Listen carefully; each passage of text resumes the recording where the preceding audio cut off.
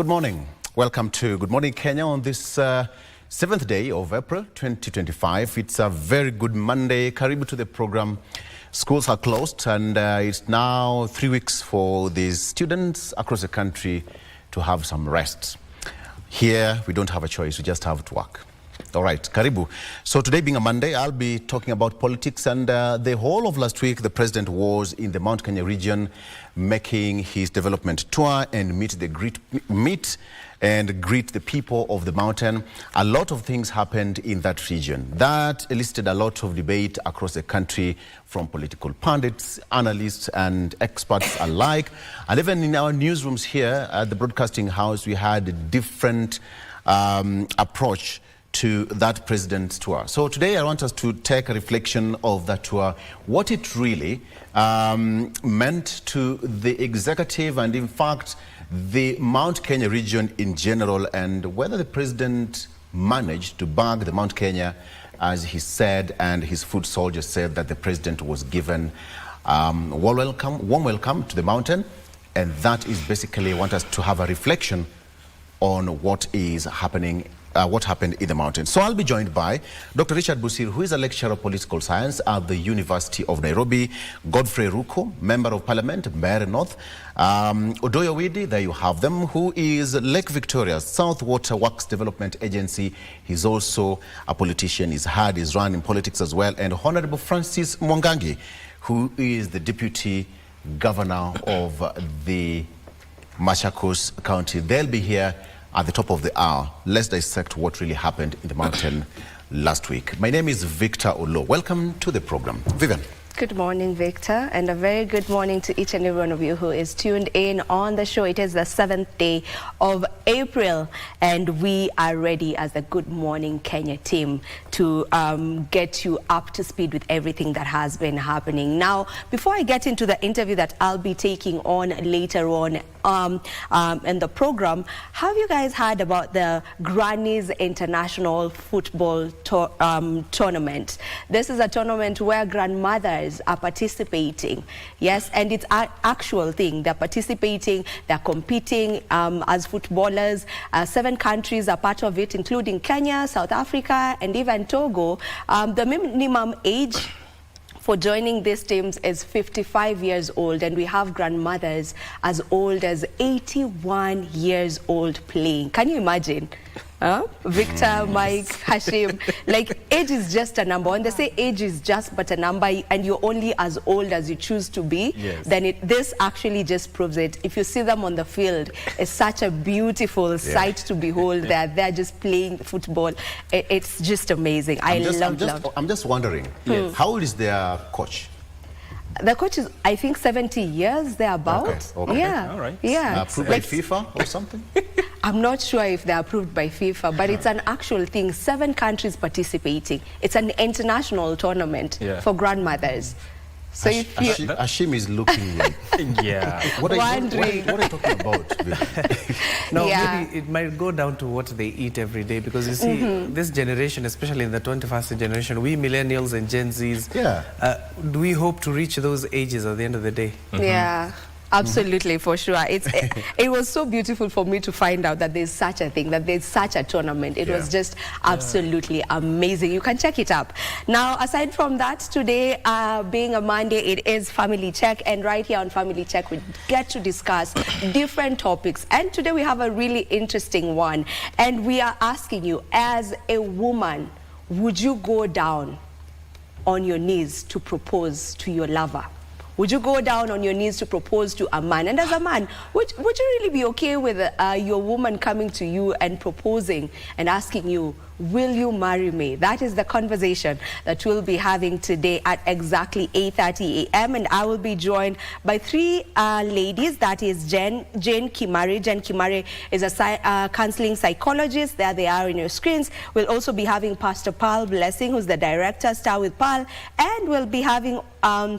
Nelly Mutai as well. She is a multimedia creative and actress. As a woman, would you go down on your knees to propose? Mike, would you do that? Well, I'm not a woman. Oh, okay. Would you Clearly.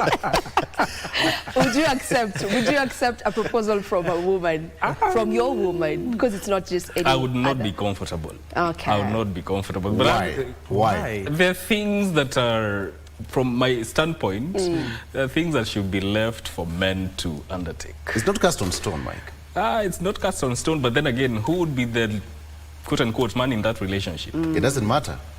Oh, Victor is open to that. She's asking your hand in a marriage. In marriage? Yeah. Yes. If you go back to the African tradition... So you would say no to that? I would say no. Victor, you'd be okay with that? So you'd leave her? Okay. Or just ask the question so that it doesn't appear like she's the one who asked you. No. Maybe that would be the end of that relationship. Oh, wow. You've even asked me a question. Am I okay with that? Yeah, are you, Victor? I will answer that at the top of the hour, just before I start. I will give you my honest opinion. I promise. All right, I'd love to hear from Hashim as well. Yes, Hashim, would you be say okay? yes. You have no problem. You'd say it? Yes. Well, okay. Times are changing. I would say yes. I know what I meant to umama, but you see, I'll just say yes. Because you see, the generation that you're living in, people are moving on slowly. Come on, if you see them on the streets especially, people say wamejanjaruka. Yeah. Yeah. Yeah, but anyway, that is going to be an interesting conversation, and I look forward to hearing the inputs of the guest and also your input as the viewer. My name is Mike Megu. Welcome to the program. Let me interest you with one quote to start your week. You do not have to see the whole staircase. Just take the first step. You don't have to see the whole staircase. Just take the first step. That is Martin Luther King Jr. Good morning, Hashim. Good morning to you too as well, Victor. Mike, let me go back to Victor, because the reason why I'm saying Victor, he talked earlier about engaging some of these politicians. I was roaming around the Mount Kenya region with the president himself. He met a lot of crowds and launched a lot of projects. And of course, it exacerbated a lot of debates, especially in the other regions of the country. Now, it only remains to be seen if the head of state will go to the eastern part where Ben hails from.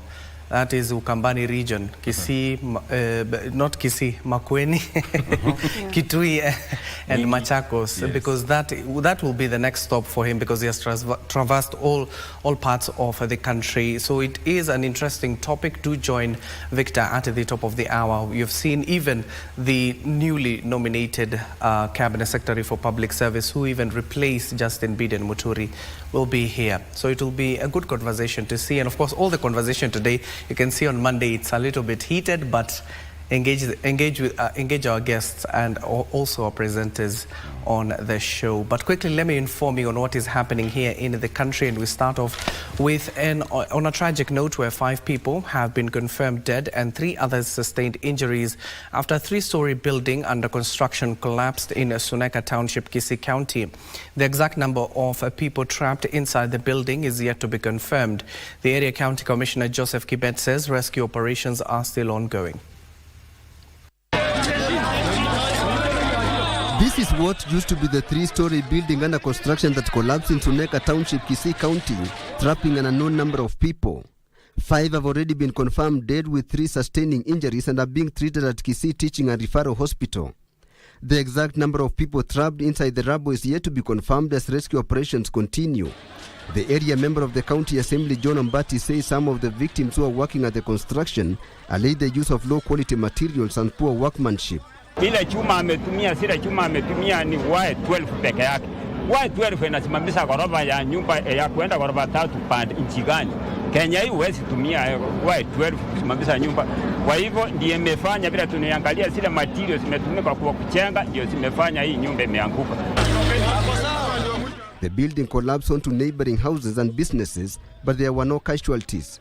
The residents also say the ill-fated building had stalled before the owner resumed the construction works when the incident occurred. Huyu mtoto ni mtoto wa ndugu yangu ambaye anaitwa Poas. Nimesemekana ya kwamba alikuja hapa kuchukua pesa ambayo alifanyia kazi ya matofali ambayo alifanya kazi jana. So punde tu hiyo ghorofa ikaanguka. Huyo ni bwanangu, alikuwa hapa ndani, alikuja kuchukua pesa na alileta matofali huku. Ndio nisikia saizi eti hiyo ghorofa imeanguka.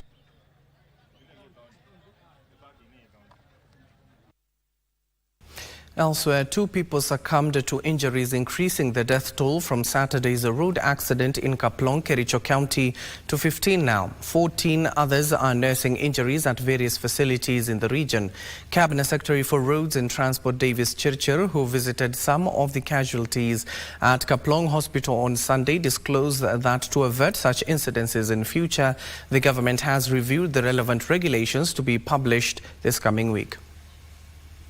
Accident at Cheptanguge village in Rajasita area along the Kericho-Kaplong highway near the Kericho-Bomet counties border has caught the attention of authorities. On Sunday afternoon, Cabinet Secretary Roads and Transport visited the region to condole with the affected families. Let me take this opportunity to pass my message of condolence to the affected families and to a large extent to the nation for the wanton loss of lives and people injured. It is here that he announced measures the government has taken to curb road carnage. We have developed necessary regulations and rules pursuant to the Traffic Act Cap 403 of the laws of Kenya. Churchill says the Ministry of Roads and Transport, in collaboration with the National Transport and Safety Authority, has amended rules and regulations under the Traffic Act on drinking and driving, traffic motor vehicle inspection rules, operation of commercial service vehicles, and the traffic school transport rule. On his part, Bomet Governor Hilary Barchok cautioned motorists and other road users against flouting traffic rules. Don't overspeed. Tusikujwe na kuendesha gari, don't overload. Meanwhile, Sotik Member of Parliament Francis Sigei has implored the Ministry of Roads and Transport to prioritize the expansion of the narrow road, which they say has become a black spot. Jambo la kwanza hapa ni barabara ambayo nyepamba sana. Ukielekea Sotik kutoka bridge ya Mugeni, barabara ni narrow. Na waziri amesema kwamba atachukua jukumu ya kuangalia kwamba barabara hizo zimepanuliwa.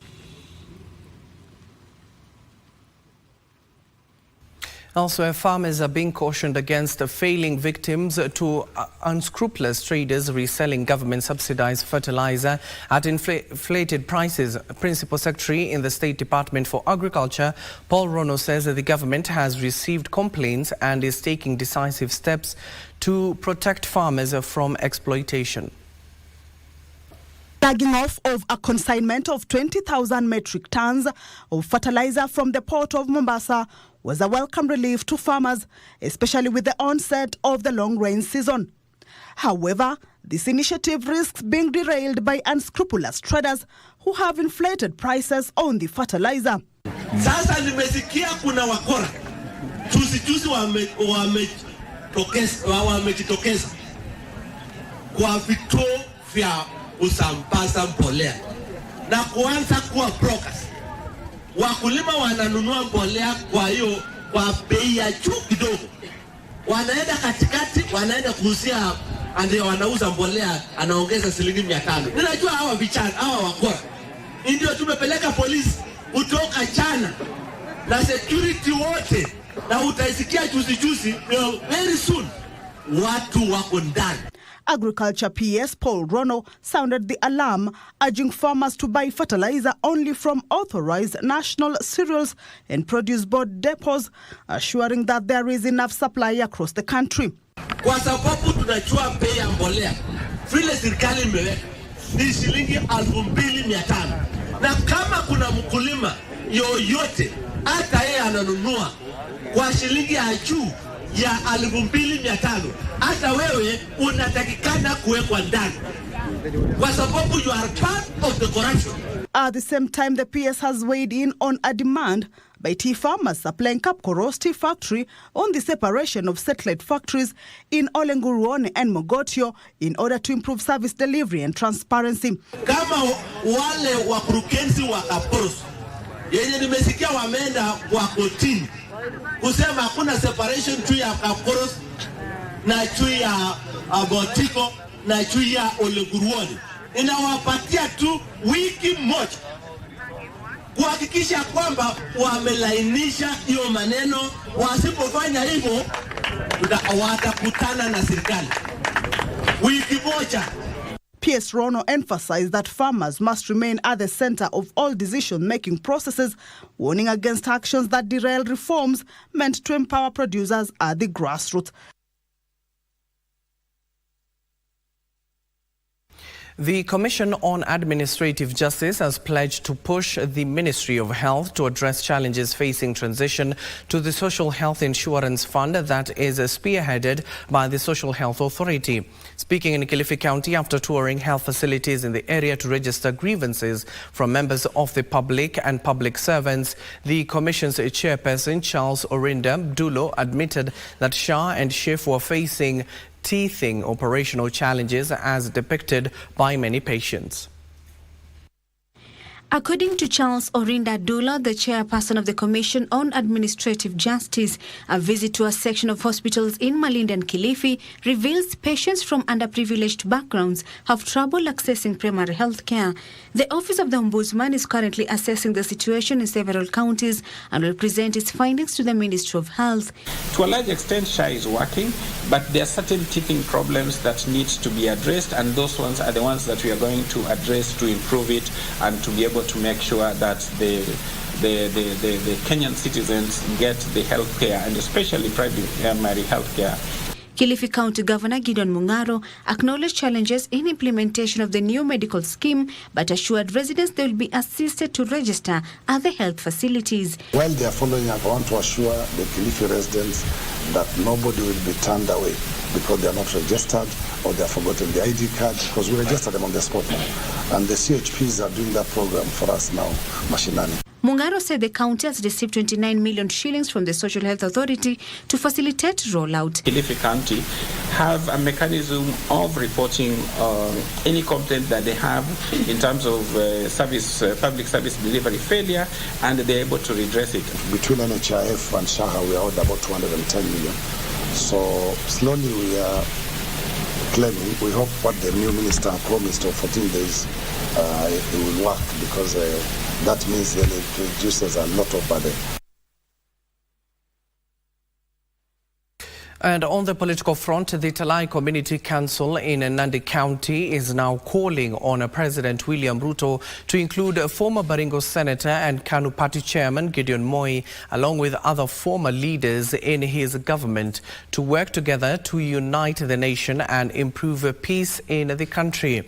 The elders buried the previous political differences and united in urging the President and the KANU Party Chairman to also reconcile. Meanwhile, ODM is set to hold grassroots election on Monday, where delegates elected at the polling unit level will elect delegates for ward level. Speaking in Berere village in Tinderet constituency, Nandi County, the Talai elders say there is need for President William Ruto to reach out to KANU party leader Gideon Moi and work together ahead of the 2027 general elections. Amani sasa ni kwenda mbele na watu wa Kenya watasikana kuwa kitu moja.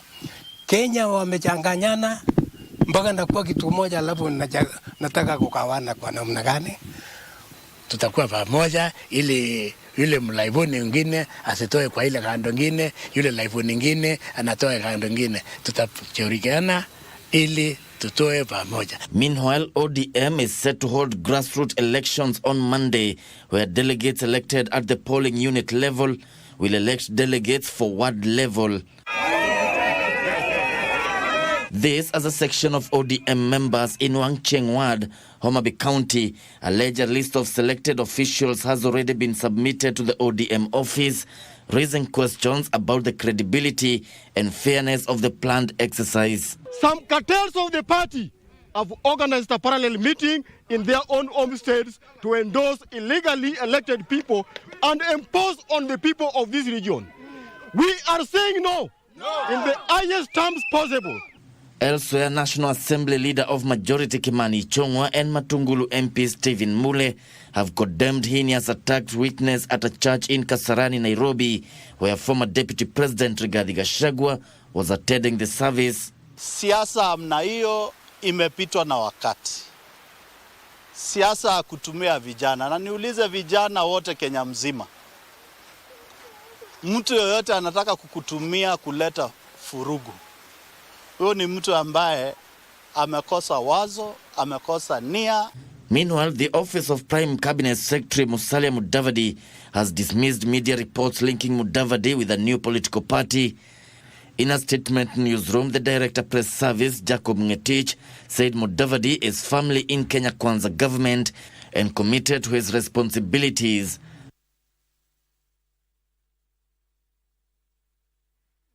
And in other news, a non-governmental organization in partnership with the governmental institutions organized a field trip to sensitize players in the agricultural sector on climate-smart agriculture. The initiative, which took place at Kiboko Field Station in Makueni County, showcased work in climate resilience, germ plasm conservation, and millet value addition ahead of the International Science Week. At Makueni County, Kiboko Field Station, dryland agriculture is thriving. At the lush green field, drought-tolerant crop varieties such as sorghum, millet, pigeon pea, and groundnuts are flourishing. During the field trip, the International Crops Research Institute for the Semi-Arid Tropic Scientists sensitized farmers on transforming dryland agriculture while giving insights into ICRISAT's mini gene bank, how to conserve genetic resources for sorghum, millet, pigeon pea, and groundnut to support breeding programs across Africa. In East and Southern Africa. Value addition and the commercial potential of millet emerged as a novel idea, resulting in an array of dishes from cakes, cookies, and sweet cakes to millet pilau. Niliona watu wengi hawafurahii ile sura yake hizo millets, wengine hawafurahii vile inatengenezwa, wanajua tu ni uji na pengine ni ya kuku. Sasa nikaona tukiitengeneza kwa njia nyingine ya kupendeza itafanya watu wengi wapate kuitumia. Bright Jumbo, the lead scientist in plant breeding at ICRISAT, rooted for the adoption of drought-tolerant crops to mitigate climate change. In terms of dryland resilient crops, we find that if we continue to develop more resilient crops, both for diseases and also for pests, at the same time also looking at what the market is wanting or requiring. The adaptive traits that we are trying to incorporate in these crops are, first of all, the short duration materials, so that we can have materials that are growing at a rate at which will be equal to the amount of rain that the farmers are receiving.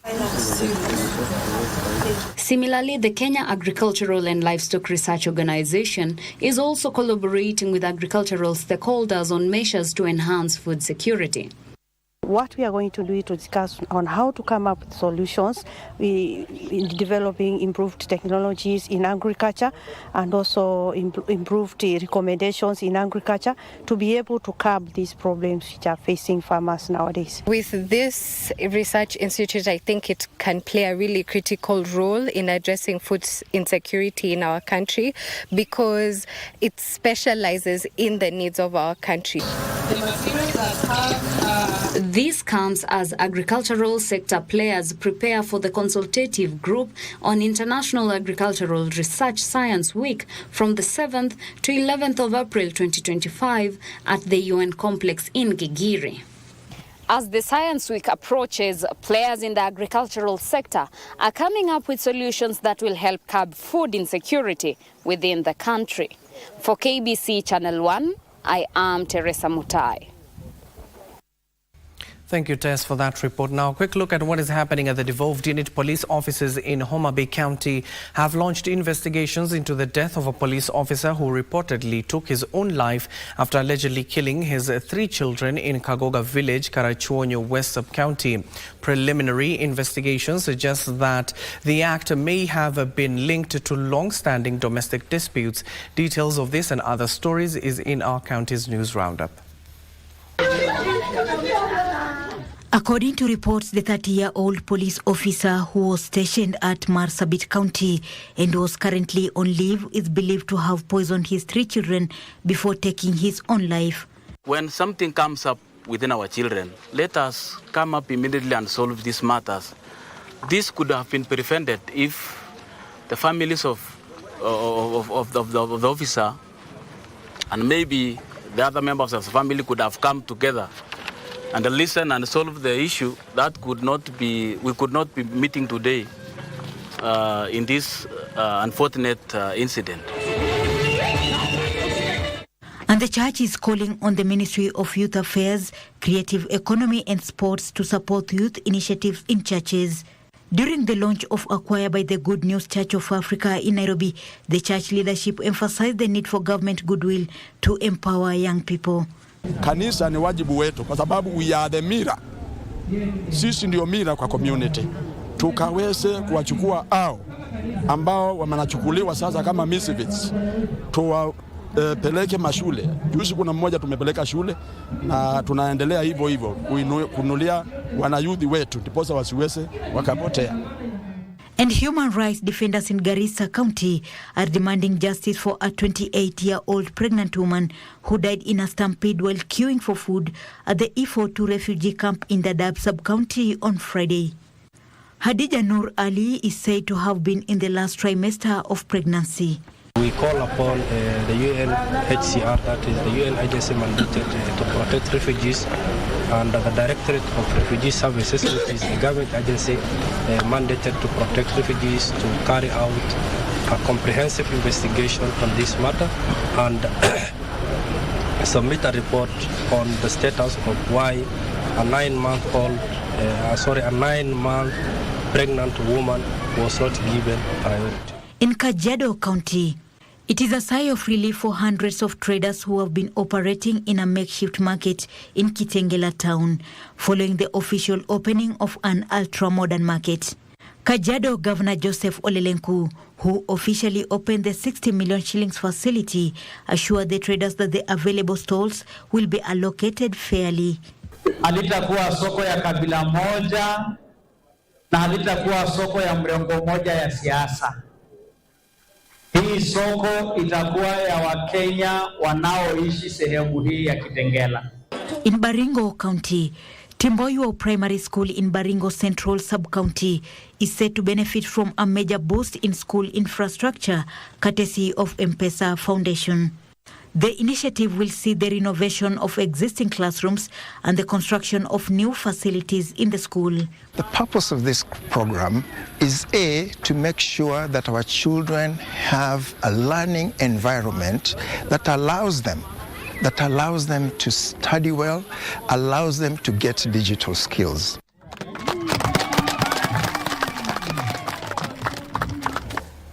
And now directly let's dive into the world of sports. Kenya's Shujaa narrowly missed out on cup title at the Singapore Sevens after falling short to Fiji in the final played on a Sunday afternoon. In a repeat of the 2016 final when Kenya won their first ever cup title, Shujaa could not do a double on Fiji in Singapore and lost 12-21 to finish second. The Singapore Men's Cup final is underway. Having not gotten things right in the first 5 legs of the HSBC Sevens World Series this season, Kenya's seven side Shujaa got into the Singapore leg in dire need of points. Is getting back. A Maitza for Kenya. A Maitza gets there first. And they got off to the best start, beating Ireland and France in the group stages before ending Spain's cup title hopes in the semi-final. Shujaa could not just get over the last hurdle in the name of Fiji, losing the final 12-21 to finish second in Singapore, collecting 18 points for their best performance this season. Going into the final leg in Los Angeles in May, Kenya are still 9th on the table with 36 points, 14 behind 8th placed Great Britain. Argentina remain in control with 104 points, 8 above second placed Fiji. The Los Angeles Sevens, the final leg of the season, will be played on the 3rd and 4th of May. Brian Tanga. Opportunity down the right edge for Mwangi, and he's there.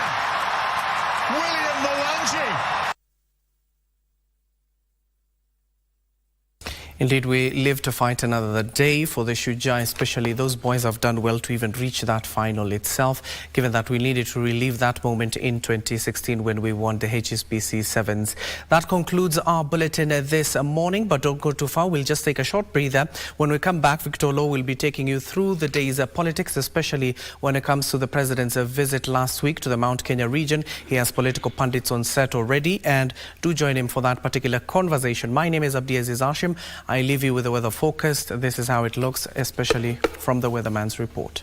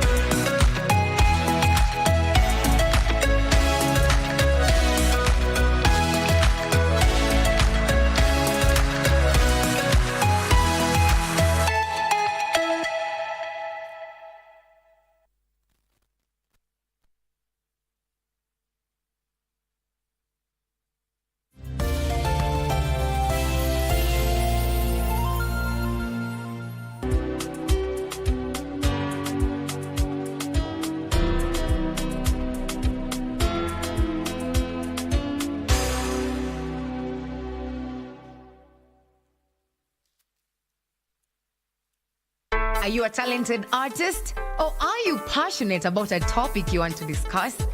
But money can be very hard to find for an upcoming artist.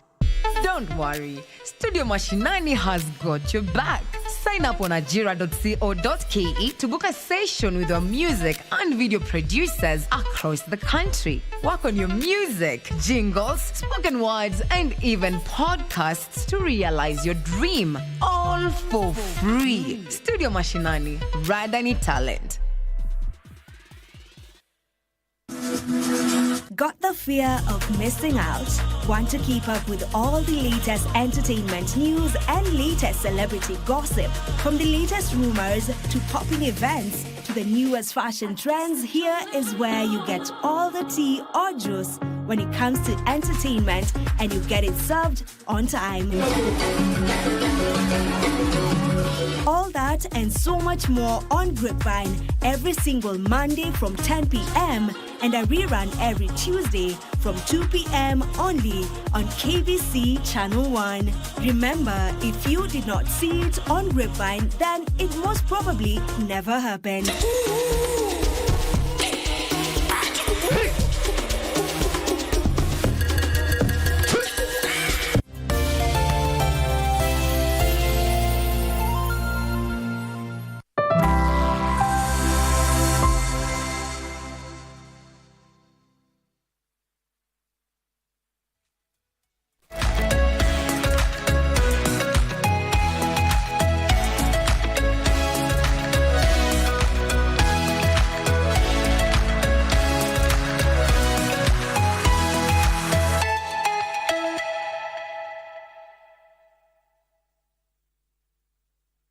Karibu sana. Let's welcome back to the program. It's Monday, the 7th of April. Karibu sana to the program. Being a Monday, it's all about iron politics and tackling. Let's take a look at what's really happened in the political segment throughout the weekend, even as we enter into the new week. As I earlier mentioned during the start of the show, the president was in Mount Kenya the entire week, that is last week, and he made several tours and stops, and development projects were initiated and launched in that particular region. I want us to take a look and take stock, basically taking a post-mortem of what really happened. From your own understanding, some leaders did not get it right. Some were booed, some met some hostile crowds, some got it right.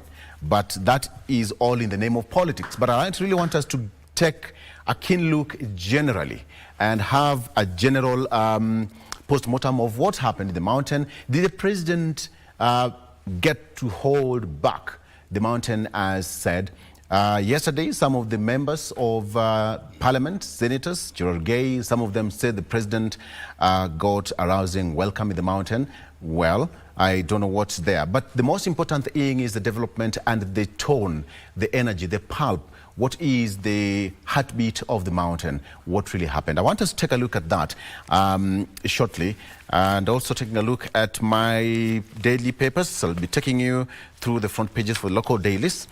Today being a Monday, my guests are already in studio.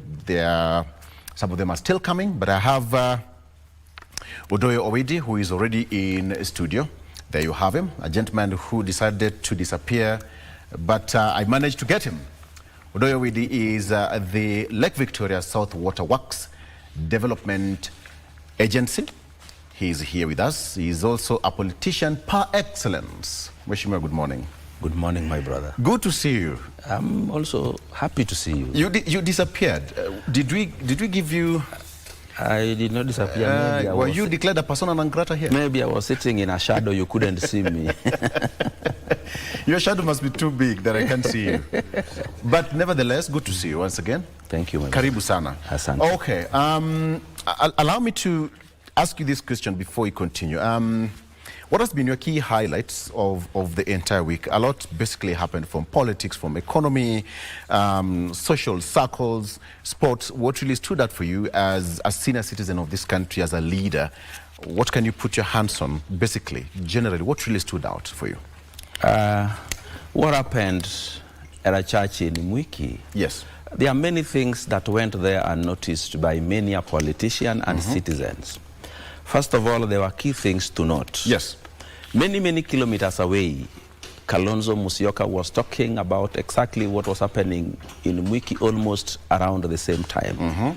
It is like he was aware it would happen. Number two, in Mwiki, there were already very many people ready to condemn what was happening, as if it was known that it was going to happen. They get there ready to condemn it. And one other thing that is very interesting that I want Kenyans to notice in general, when the president is heckled in Embu or anywhere else, they say the citizens did it. When Rigathi Gachagua is heckled anywhere else in the country, they say goons did it. So Kenyans must be very careful about how things are reported by our own media. And when you look at how the reporting is done, since last year, or actually not even last year, since the president came to power, 1 year later, negative reporting began in earnest. And they would rather have Ichung'wah heckled as a headline rather than have the president welcomed in Central as the headline. The choice of what the media reports and how they report is very wanting. I think it is time we all sit together with the general media in the country so that we can at times have negative, positive reporting, because it is necessary for the growth of this country. It is necessary for development in this country. But we can't have negative reporting on end. In fact, I have even profiled the two major newspapers. One, the work of this paper is simply to attack individual personality. Not mentioning names kindly. I will not do that. All right. They mention, they actually attack individuals personally. And I think when somebody dwells on individuals, that is the lowest it can go. You hear somebody is a dishonest watchdog, somebody is a war tyrant, somebody. They have chosen to be calling people bad names throughout. And the other one, the job is to attack the presidency and promote anybody opposing the presidency. And that is what they have been doing. If you will one of these days live here and go underline the headlines in the last 6 months and see how they have been reporting. It is something very unpatriotic of Kenyan press. We need also to support the president for the 5 years that is in office and also prepare to remove him in a free and fair way. In journalism school, we are taught about one old adage: when a dog bites a man, that is not news. But when a man bites a dog, that is good news. Victor, I call that a lazy defense. No. Number 2, no news is good news. No news is good news. Yes. So it's quite unsettling. But you'd imagine if you did it, would you want it not to be reported if you did it? I of course expected you to defend the media because you are one of them. That is where you get your bread. I'm just but the what I have advised you to do, take the papers, especially the main ones. One, align the headlines from one up to there and this other one here. And see, take data from it and you'll come back and tell me. Has anyone in Kenya must learn. Has anyone been sued of lies or slander or has anyone been sued? Any newspaper? Has anyone taken that particular newspaper talking about to court? You know, I have not said whatever they are doing is slander. Okay. I have said whatever they are doing is biased. There is nowhere you can take the media for being biased against you. So they are doing the right thing. They are not doing the right thing. They are doing the wrong thing. By calling out the ills in the society? By reporting what's there? They are not calling the ills in society. They are choosing to be negative about certain people in society and to be positive about certain. I gave you a very good example that happened yesterday. I will add you one more. I told you that when the president is heckled, they say Kenyans heckled the president, rejected him. When Rigathi Gachagua is heckled, they say goons were hired to heckle him. Was Gachagua heckled? No, you will get your time. You will get your time. You call it. Let's welcome him officially, Dr. Richard Bosire. So let's welcome Dr. Richard Bosire, University of Nairobi, lecturer of political science. Welcome, Dr. Thank you. It seems you are really eager to get into this discussion. I'm hearing things that I go thought... ahead. Go ahead. Oh, you want me to speak? Okay, fine, go ahead. Let me say thing. I mean, I'm just responding to my brother here. Yes. I don't think the problem is the media in this country. The media has done its bit. If we have a good memory, 2017, the media had problems with the state. And most of our great journalists, some of our great journalists left the country to other places. And the media is, for me, the media reports the happenings of the day. But it depends also on our interpretation. Like my colleague here is interpreting. Yes. Gachagua was not recalled yesterday. We saw cars that had been hit by stones. There was destruction of property, throwing chairs in the church. The media reported what actually happened. And I believe that that is actually what happened. They couldn't manufacture what we saw on the television. That's not the same thing as when some boys are chanting behind Ruto must go and all that. What, for me, is important is how are we nurturing our democracy? It cannot be like, let someone manage. Our institutions, first, to manage our democracy well, our institutions must be strengthened. Whether they are security agencies, whether they are universities, whether they are, it is the judiciary, it is the office of the director of budget, or the office of the AG, whether it's the office of the Auditor General. But we have seen attacks on these offices, undermining the authority of these offices by people who are actually governing this country. I mean, are we saying that we are going to blame the media for reporting it from different perspectives, rather than actually crying for our country that our agencies, security agencies, all our institutions are working effectively to protect the democracy in this country? When my brother here says unpatriotic journalists, I don't understand. How do you measure unpatriotism? Because a journalist should report what has happened. You cannot hide what has happened because you think it's going to cause problems. It is also a message to those who are perpetrating this kind of, or who are conducting themselves this way, actually to change. The media is the eyes of the public. In fact, It is the lifeblood of democracy, and a free media for that matter. So we shouldn't gag the media because we want to protect certain interests. Yeah. Okay. Great. I feel that I'm taking the heat on behalf of my colleagues in the industry, but that is the nature of our work. I mean, it's called occupational hazard. Occupational hazard. Okay, let me take you through the front page of local dailies, gentlemen, before we continue. Budget betrayal, that's on the front page of the Standard newspaper. There we have it. Budget betrayal, we have it here.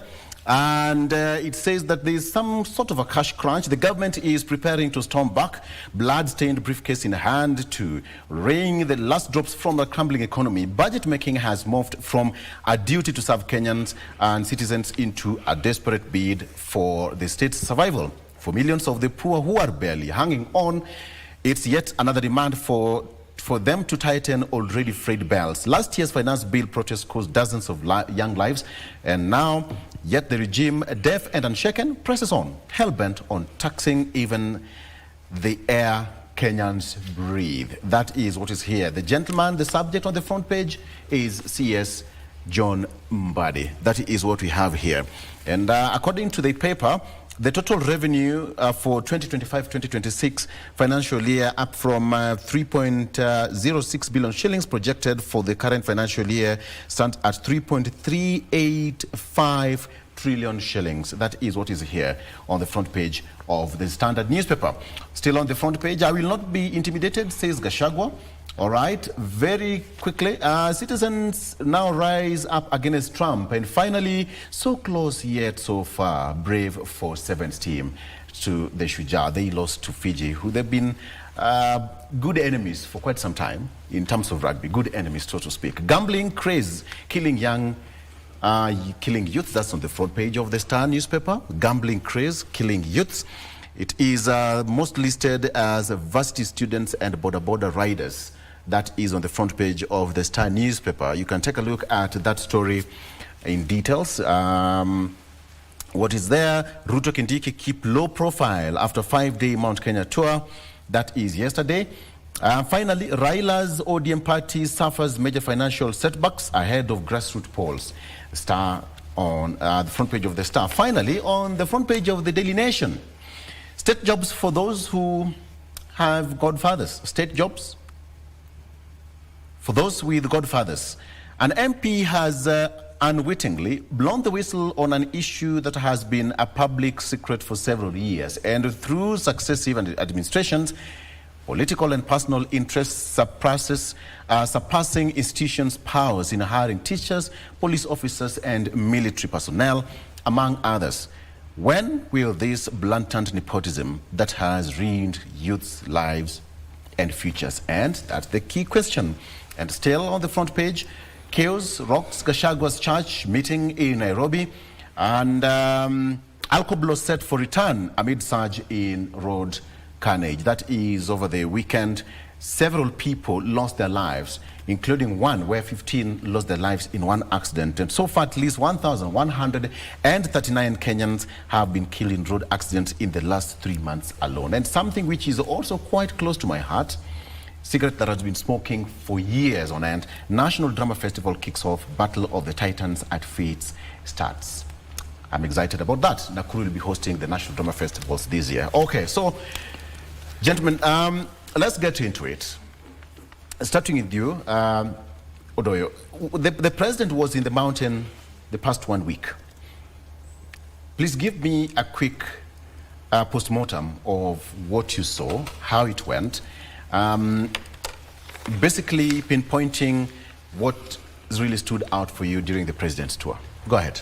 I was a bit nervous when the president was heading to the mountain because I had seen the level of blackmail thrown at him, the level of incitement that was taking place in the mountain, that he should not come. I even remember there was a time the former deputy president told the president not to step in Mount Kenya if the Chief Justice was taken through an impeachment process, which of course is a legal process that is not controlled by the government.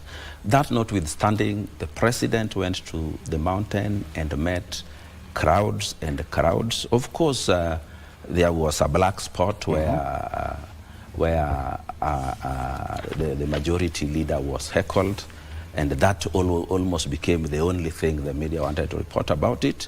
That's fine, but what I saw were large crowds, happy to meet the president, cheering, singing, and doing all that ought to be done when the president visits an area. That is what ought to happen in the country, because for now until 2027, the President of the Republic of Kenya, the symbol of unity is President William Arap Ruto. Right. So I am happy to have seen that the people of Mount Kenya welcomed that against what the naysayers were doing before he went to the mountain. Okay. Dr. Thank you, Victor. I mean, I do not really understand the purposes of the hula baloo regarding the presidential visit to the Mount Kenya. The president is visiting part of the country that he governs. And I don't see a lot really why it has been given so much media space, media coverage, and even people trying to harp on what has been happening in the mountain. The president was just touring the country. It should not be a big deal.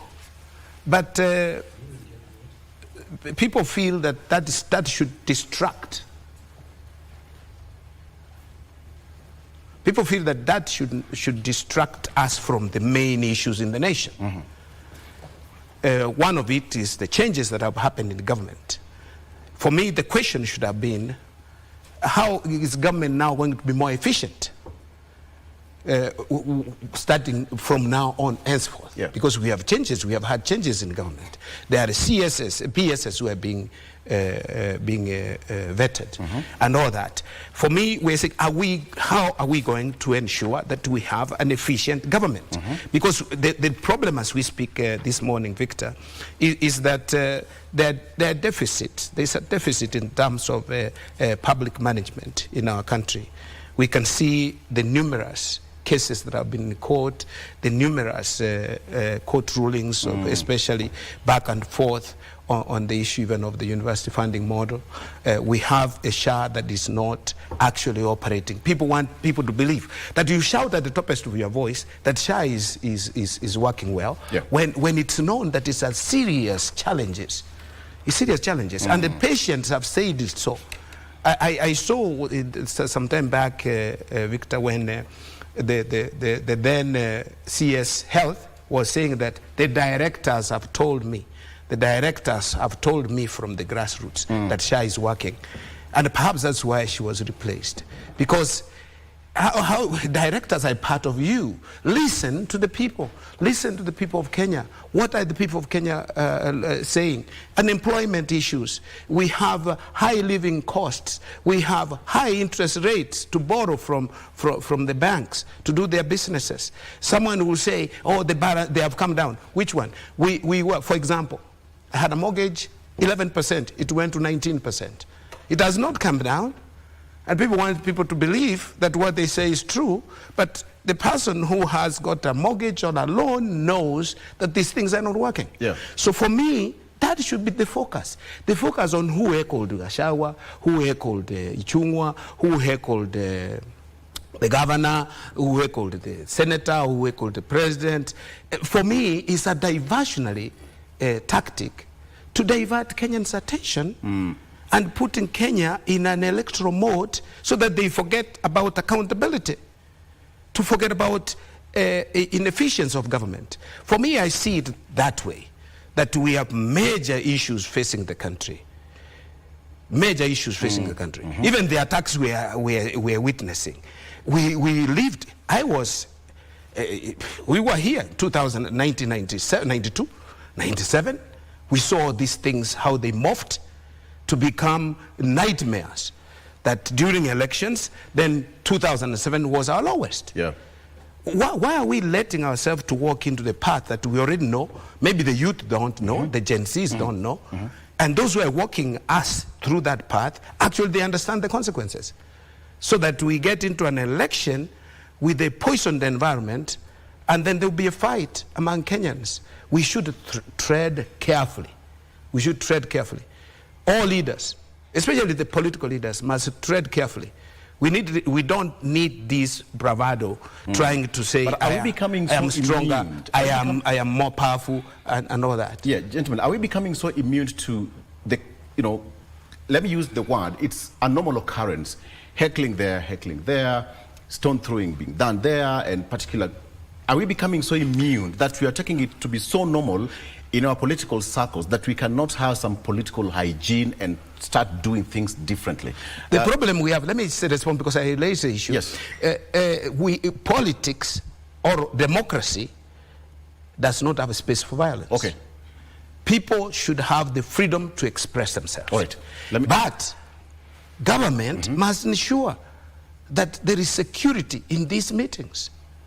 There is security in this meeting. If he's just heckling, just shouting back, there's no problem. I don't think that is a major problem. It happens in our democracy. And it's an expression by the people for their displeasure with perhaps what is going on. But when they cross the line and they throw stones, then that's a major violation of our values and principles. Because this is a breakfast show, I want to serve you tea. Are you happy now? Beef. Very good. Let's take a break. We'll be right back with more. Stay with us.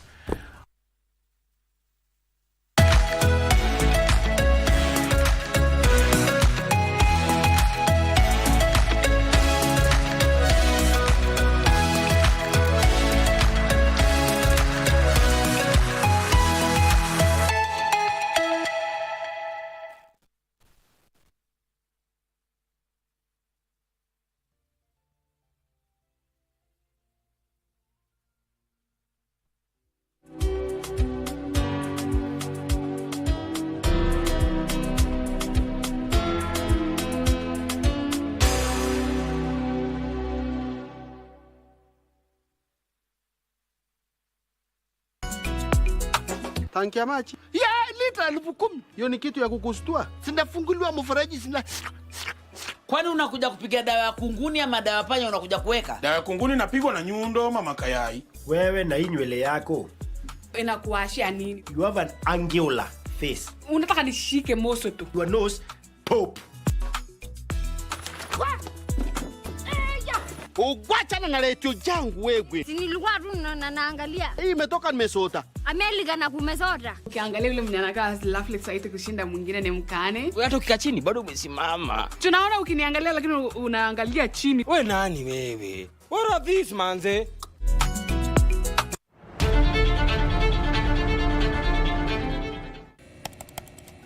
Technology has become a crucial part of our society. Without technological advancements, so much of our everyday lives would be drastically different. As technology develops, it strives to fulfill the changing needs of society. This means that technology exists to help us achieve the things that we wouldn't be able to achieve without it. Take on Tech looks at the advantages and downside of technological innovation in a world that is becoming increasingly dependent on new digital technologies. Every Monday at 10:30 p.m.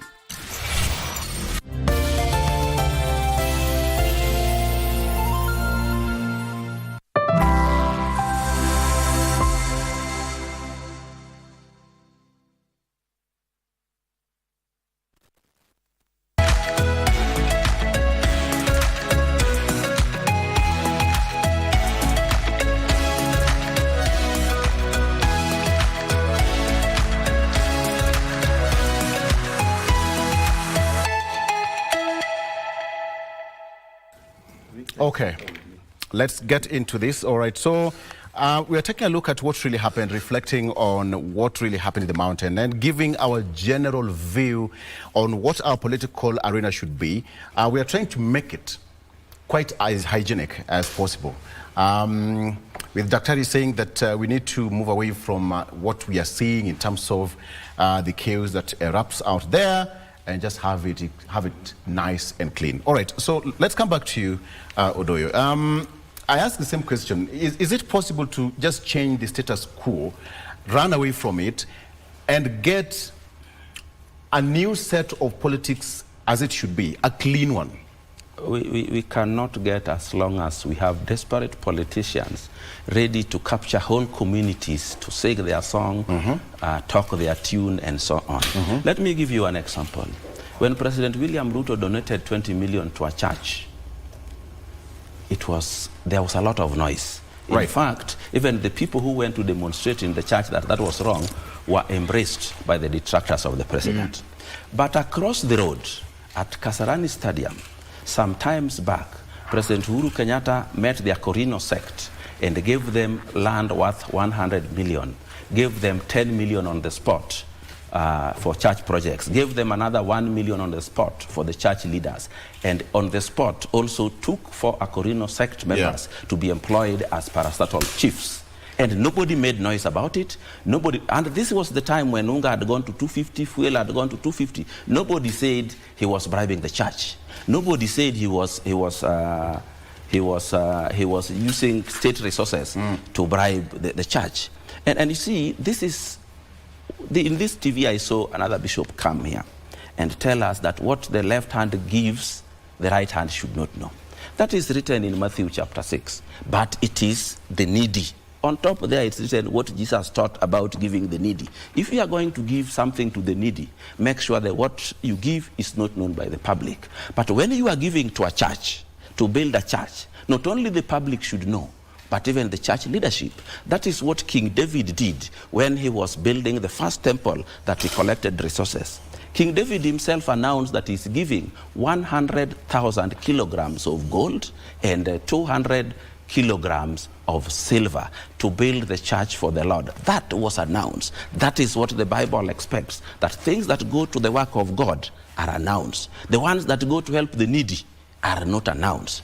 But people misinterpret this thing because they are looking for anything they can find to attack the president. So let us be fair to the president. Let us be fair to this country, because for now, until 2027, it is President William Ruto we have.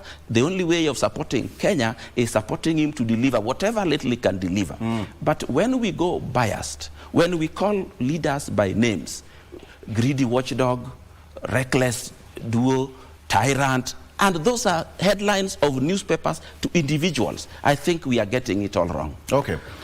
Let's welcome Deputy Governor of Machakos, our neighbors across the road. Deputy Governor, karibu. Asante. Good to see you. Thank you. You had a great weekend. Very. You look so refreshed. Yes. Great. And I thank God for that. Karibu sana. Machakos is doing well? We are trying. Struggling like anybody else. You know, we have an anti-devolution establishment. My very good old friend, Owidi, is using so sweet words to justify, and you can see how he is labeling to put his point across. It tells you the challenges we are facing as a country, which Machakos is not an exceptional. Okay. Yes. All right. May I jump in? May I jump in?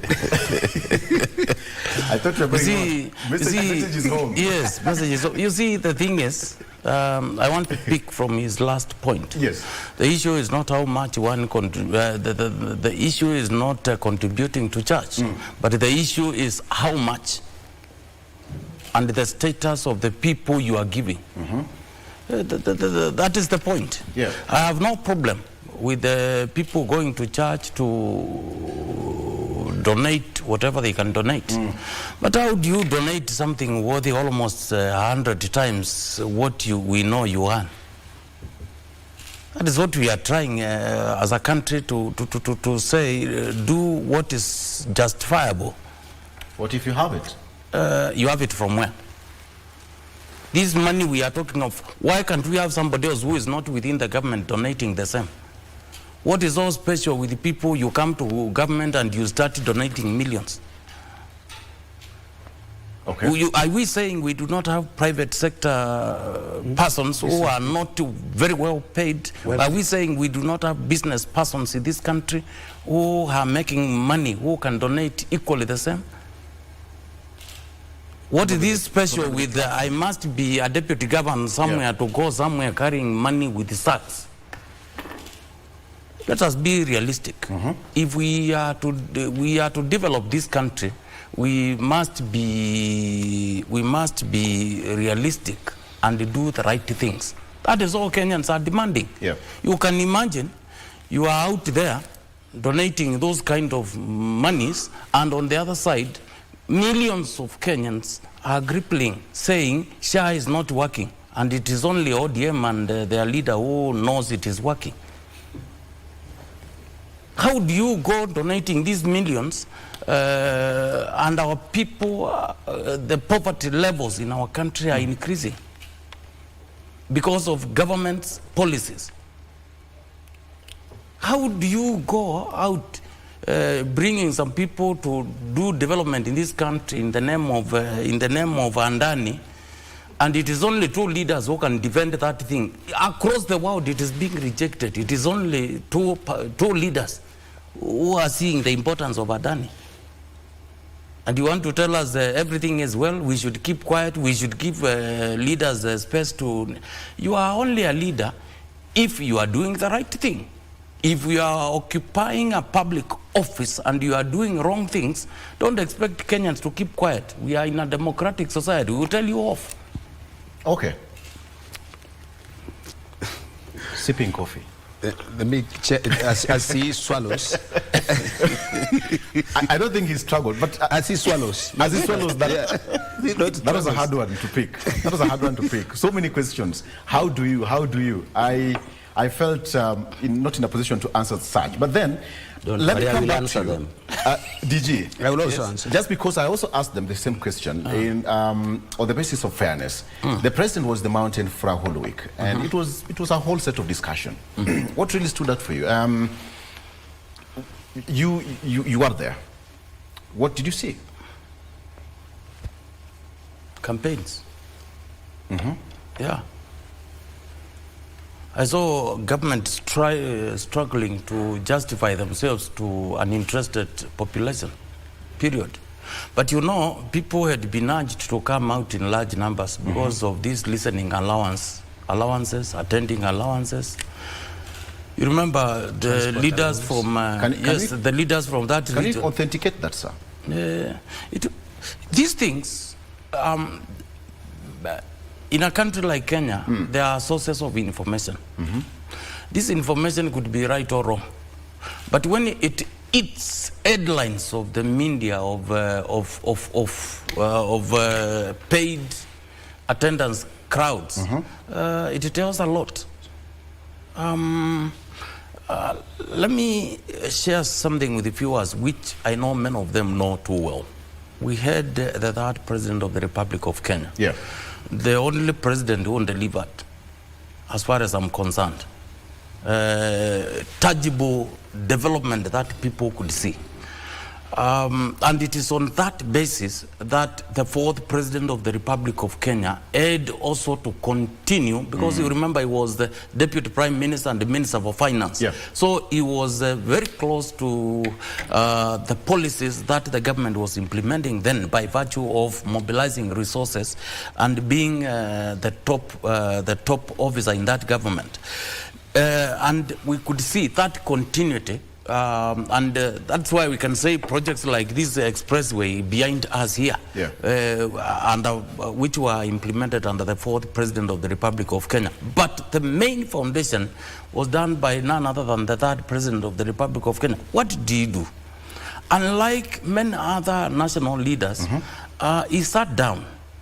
I've said before, President Kibaki, I think he was a very super planner who could sit down, put the country before him, and divide, ensure every part of the country has something. You don't have to go making handshakes for development to happen in a specific part of the country. No. Kibaki, even those who opposed him, had a way of ensuring there is development trickling to those regions. And then he planned to an extent, he almost lost his re-election. People would want to believe it had been stolen. People will say a lot of stories. Yeah. But the fact will always remain. You see, when you see leaders, whether deputy governors, you are in the office, and within less than a year, you are on top of vehicles again, greeting people wherever you go. I'm telling you, it is sad for the country. Okay. Yes. So, to answer your question, because it was very specific, what did I see? Personally, I saw a lot of politics. Personally, I saw things not even a county minister can go and officiate, and we saw some politicians taking president to. I can't. It's pathetic. Yeah. I think maybe we. Well, at least give it. We did not see what we saw in Nairobi when the president visited that part of the country. In Nairobi, there were a lot of thuggerism. A lot of people are following these meetings. Yeah. A lot of theft. A lot of people hurting each other. At least those people, as they had been directed by their leaders to attend in large numbers to get what they can get, because that is the only thing available. The rest are not working. Okay. We have a university down here. They are out in the street here demonstrating for them to be heard. We have students like myself. We must go out in the streets to demonstrate. I've not seen in the streets students. Students. Why? Because of this financing education model. We have seen them. And you see, these ODM Kenya Kwanza leaders, particularly the top, they are not seeing that. Everything is working according to them. But down here to the people, we have a challenge. So let me ask you this question, and allow me to, general, all of you, to answer this. So the president was there. So how important was that visit, Dr. How important was it? Basically simple. How important was it? Let me say, it is important as far as politics is concerned. Okay. Because we know for sure that distribution of resources in a democratic state like Kenya is done through the relevant institutions. We do budgets, we distribute resources to development programs, not personally, but they're done through institutions. So the president going to launch a road or going to launch, the lowest I saw was something else, all these things, and they relaunch some of the programs were relaunched. Some of the projects were relaunched. For me, it does not necessarily add up to really anything. But again, as DG has said, what are the implications? And we look at the implications. Yeah. That the president is going to a place for the place to get development. The president goes to a place, if you don't play the game, you don't get development. This song has been sung before. In the 1990s, we were here. We were still grown men, above 18, and we watched it. Another thing is that you make people poor to be able to control. I mean, why are we not concerned about poverty, unemployment? Yeah. So many youth out here who have nothing to do. Gambling craze, killing youths. Youths are now going into drugs, going into alcohol, going into gambling. Why are we not really looking at real issues that will save this country, will improve this country for now and in the future? Yeah. We are killing the futures of our country. For me, the visit was more of a politics than development of the country. And I don't think I'll be far from the truth, and that should be. Yeah. Another issue I was just to respond to some of the issues raised, money and elections. Our colleague Odoyo has said, people giving money and all that. But, the president is by himself. Last year said, no, banned all state officers from these harambes and giving the donations. I think he's one of them. there is also the issue of money and elections. And we have tried in this country, and other countries have also tried, to try to control money and elections, so that you are not voted in because you are the person who has the largest amount of money. Because democracy is about ideas. Yeah. Ideas and plans to be able to save the country, to be able to develop the country. So this is, it introduces some toxicity into the environment, into the political environment. That if I don't have money, I can't, and we see this even in our local places. Yes. MPs, senators, that people come and bribe voters to be elected. Is it a democracy or a kleptocracy? Because this money again is obtained from where? From corruption. Most of it is from corruption, not genuine earnings that people are getting. Otherwise, businessmen should be in parliament. Top businessmen should be in parliament. Okay. Let me plug in a few holes about some of the things, especially what the deputy governor for Machakos began with. He told us that it is not giving money, it is the amounts that are given that are so big when people are suffering. I want to remind you that what Uhuru gave at Kasarani to the Akorino sect was 111 million. And that is much bigger than what President William Ruto has given in the near past. I also want to remind you that King David gave gold and silver worth 1.3 trillion then and announced it. And he said, this is my personal donations. If you want to read it, go to Chronicles chapter 29 verses 3. Chapter 29 verse 3. That is what King David gave as personal. And that was a king then. And it is the kings, therefore, and the leaders who help build churches. Churches are supposed to help appoint leaders, anoint leaders, just like Prophet Samuel did to Saul and Prophet Samuel did to David.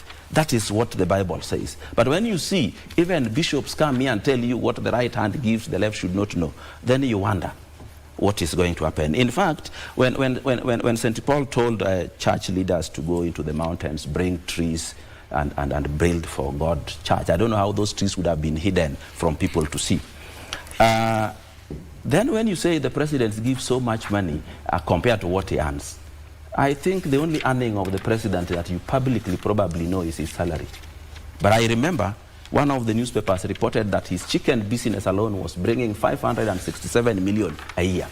This is a guy who has farms, this is a guy who has real estate, this is a guy who has hotels, and you want to confine him to a salary of slightly over 1 million shillings. I think we are getting it all wrong. And you also talked about Adani, and you said, oh, the president wanted to do what? Adani was the first PPP initiated by President William Ruto. Remember, the expressway that you eloquently talk about under the SGR were the PPP under Uhuru. And they are largely private so far because we pay for them to use them to service the loan that Uhuru taken. The reason why President William Ruto has to adjust taxes so as those loans are paid. So I think we need to wake up. When President William Ruto said, we have noticed that in this country, public enterprises are not doing well. So we get into public-private partnerships so that we do well. Then you keep making noise. You are making noise about that public-private partnership, but you never made noise when Uhuru was using the same method to build the expressway. You never made any noise when Uhuru was using the same method to build SGR. What we are happening in this country, there are people in this country who believe only them can be presidents in this country. Anybody out their side, their circles, who sneaks their way into the presidency must be fought at all costs with every weapon available. But also we must remember that when you say only Kibaki did development, I also must remind you of a few atrocities done during the Kibaki regime. This is during the Kibaki regime that we got the Anglo-Leasing disaster that almost brought this country down.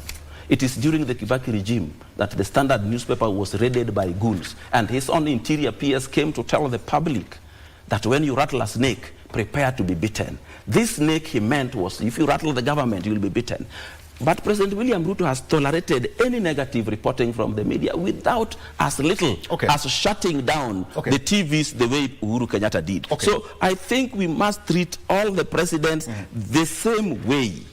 The same way we treated the past one. So it's good for you to rebuttal on that. But then how important was that visit? That's the same question I asked. Important was that visit? Yes. Now let's go to the visit. From time immemorial, we have also agreed here right now that the president has a right to visit every part of this country, just for the people to familiarize himself with him, for him to familiarize himself with the development projects going in those areas.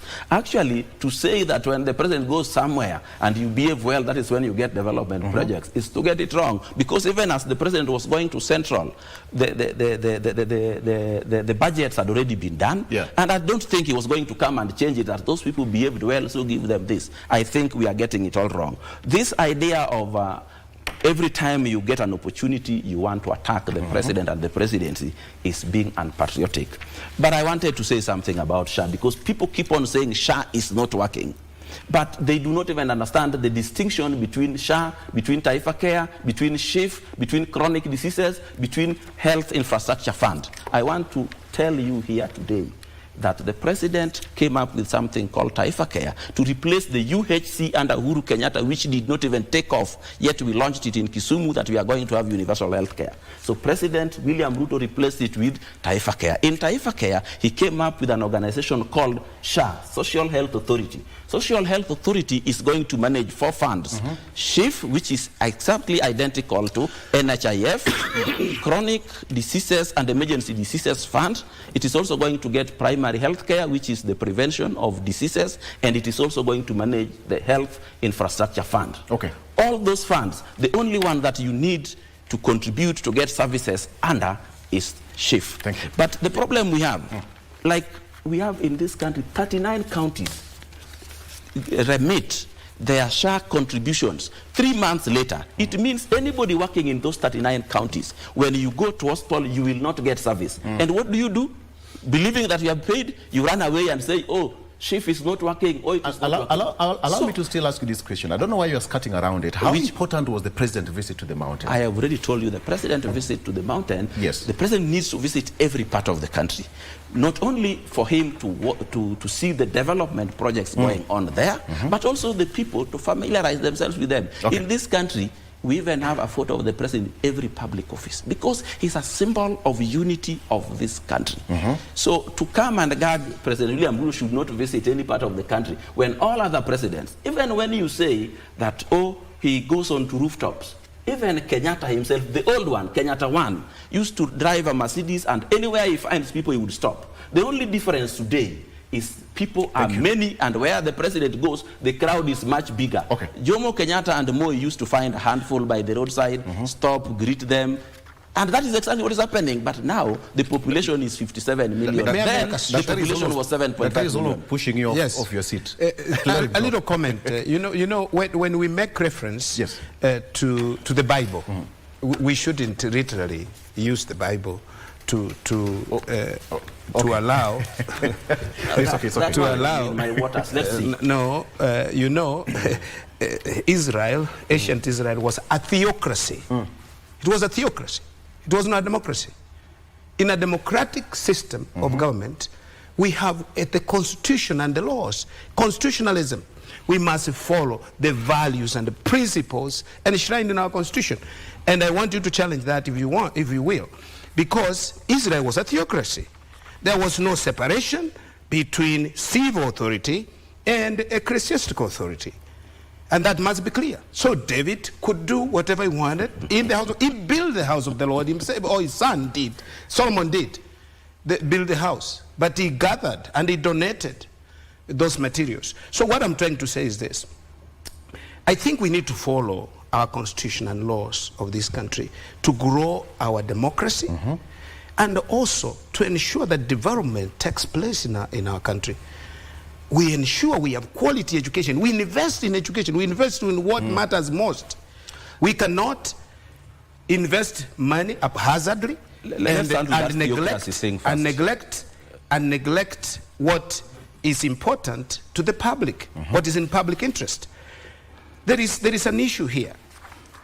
If anybody wants to donate and be that philanthropic, let them also disclose the sources of their income and show the KRA and show KRA taxes paid. But at the bottom of it, and I will say, fundamentally, what does our constitution say about these things? What do our laws say about these things? Public officers are not supposed to do these things. You can do it quietly, send it to Harambee, but we cannot sit here, Victor. We cannot sit here, Victor, to justify actions that actually do not promote public interest. They don't promote. And the two wrongs do not make a right, Mwanodoyo. Give me a second. Which of them is two the rights? defense? When you say Uhuru did this, and therefore we must correct ourselves as we move forward. If someone violates the law today, we cannot justify the violation of the law tomorrow. Let us be serious and ensure that we have a Kenya that is governed by the law and not by men. It's governed by law, and that's democracy. Okay. Victor, let me, this one, if it goes, the people will think I'm running away from the question. No. You're not running away from it. We are still here. I will give you time to respond to it. I want to take a break. I have forgotten the thinking line. Because when you tell me that the same bishops come here and read for you that Bible that came from the times of Israel, and they say what the left hand gives, the left hand should not know. But when you want now to defend, you say that was Israel then. And which section of law, which part of the Constitution says a president cannot donate money to any needy project, including church? That is not what we are saying. Are public officers allowed to make contributions in Harambes? Tell me yes or no. Which Harambee did President William Ruto go to in the recent past? He has never been to any Harambee since he was appointed president. What is if the donation? I go to church and make a church donation, that is not... It was Harambee to the building, come on. It was Harambee for building, and he said clearly, I'm giving money. I'm giving new rules here for the president that he should now tell us where the money came from, the taxes he paid. Are you going to make new rules?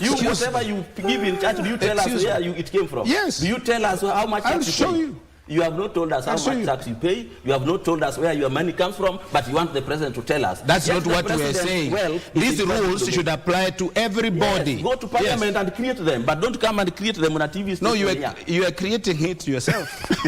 A theocracy, Israel, a theocracy, and then you want to borrow from a theocracy. Okay, let us go that part of the Bible and leave the one that you are comfortable with. In the book of Chronicles 29:3 that you talked about. Yes. 29:9 actually. It says that besides in my devotion to the temple of my God, I now give my personal treasures of gold and silver for the temple of my God, over and above everything I have provided for this holy temple.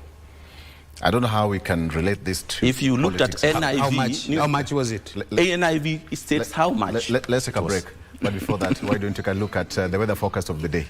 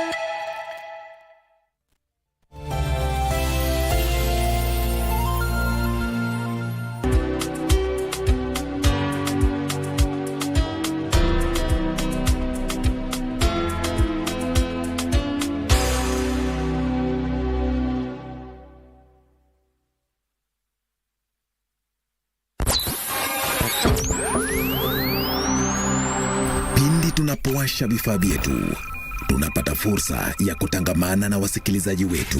Karibu sana thĩinĩ wa tabarĩra ya Rwiga. Tunapeperusha utangazaji ulobobea katika habari, nĩ ũndũ wa macio na mangĩ maingĩ, burudani, nĩ harĩa tũkoragwo tũkĩigua nyĩmbo mwaki nyĩmbo hot, na hamasisho la kiroho. Usiachwe nyuma. Jiunge nasi kwa safari ya kufana katika 99.5 FM. Soro FM.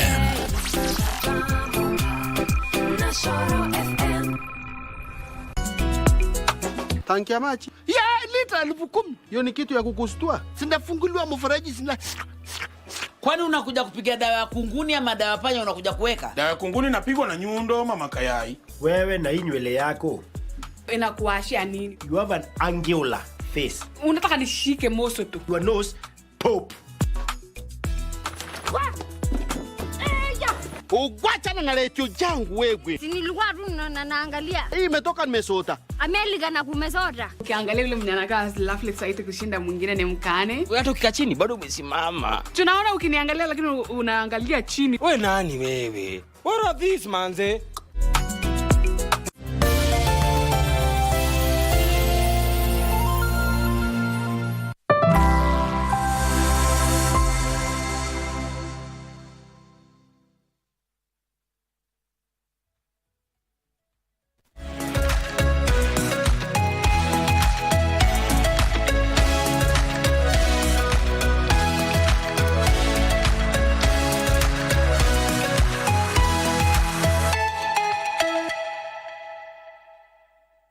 But I am entitled to my opinions. That is biased opinion. It doesn't matter. Let's continue. Yeah. Let's continue. Okay. I ask a question, and gentlemen, because I have only 20 minutes to finalize this. So, DG, the perception that has been out there, we all know how Mount Kenya supported president during last election, and he said that he's been a friend to the mountain for close to 20 years. But the perception and the discussion out there for quite some time that the mountain left the president, or whichever way you look at it, and for 6 months he never stepped in that region. But then, do you think that visit changed the perception, or is it too early to talk about the perception change? No, it's not too early. True, I agree with my fellow panelists that the head of state has a responsibility, has a right to visit any part of the country. It is true he has lost that part of voting block. That voting block, I think, is gone, and the perception that they are back to him. We saw many of the, particularly the top leadership from that region, being echoed in these rallies. I think to some cases, people could say maybe there is an improvement, but to others it meant it was.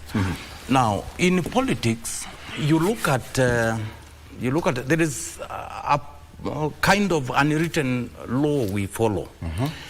If you have a policy and you weigh its consequences and its benefits, then you find the consequences are higher than the benefits, then the collateral damage is too huge. I don't think despite, I believe, despite the high cost related to presidential... Can we just take a caller? There's a caller. Yes. Okay, let's just take a caller. Yes. Good morning. Good morning too. Good morning. My name is Victor. What's your name, my brother? My name is Ekundi from Meru County. Yes. What is your question or comment? We have got good leaders in studio. My comment is this. Yes. It is unfortunate when you see this somebody by the name of trying to independent president, bearing in mind that he swear and he promised that he will follow constitution of the Kenya.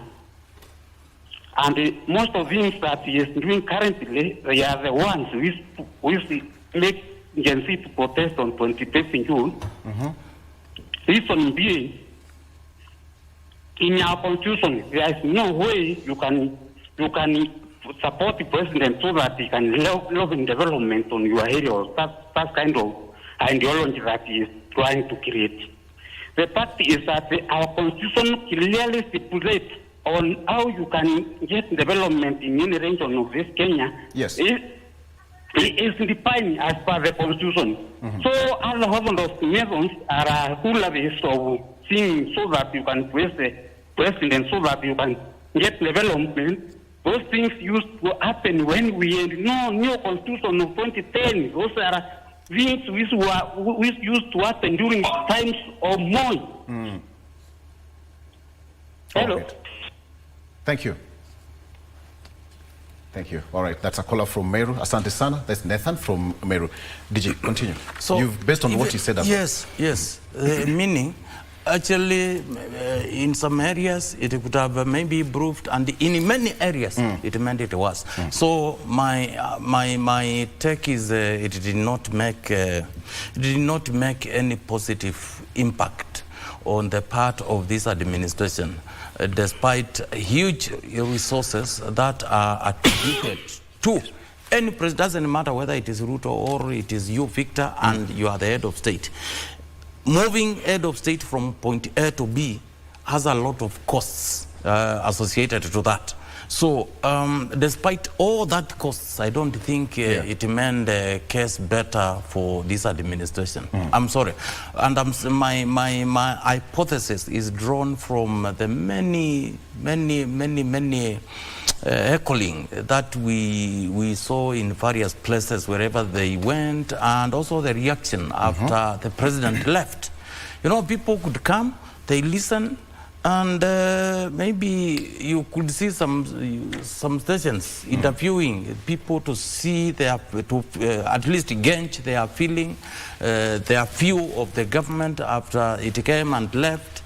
I think, and we also saw, actually the national media did a very good job ahead of that tour. They went to most of these places ahead of the president's visit to ask the residents about their feeling and their expectations. Then the same was done when the president left. You could even hear from a caller from that particular region, although that is the one will argue it is a single caller. We have not sampled the rest of the region. So I think it did not achieve much. But I think also within the government, people wanted to see how that particular part of the country will treat the president. Will they echo him personally whenever he is talking? But obviously you can't do that because of security reasons. You know, before the head of state comes somewhere, there is deployment of security agents almost all over. And in many cases, they could be even more than half of the crowd. So in this case, there are things which are not possible. You will come, even if you don't like the president, you will wait him or her to do his thing and then leave. So I think it did not achieve much to improve on the relationship between the government and that particular part of the world. Thank you. Dr. Thank you, Victor. I believe and I agree with some of the sentiments that have been made by DG. How do we gauge if things have changed? You know, mostly those people who attend political rallies from a research perspective are those who strongly believe in maybe the leadership, or who really strongly believe there's something they want to hear, and they come. So they are not the median voter or median local person who attends. Many, as we speak today, I believe, are apathetic people. Many Kenyans are apathetic. They don't want, those who say they don't want to hear politics anymore because politics doesn't seem to deliver. We have had this politics over a long period of time, but it doesn't seem to deliver. And the changes that we have had of government back and forth show you that the president is trying or struggling to have an efficient government. Otherwise, changes could not take place. So by the president going to central, I don't think that fundamentally that changes the opinions of the region.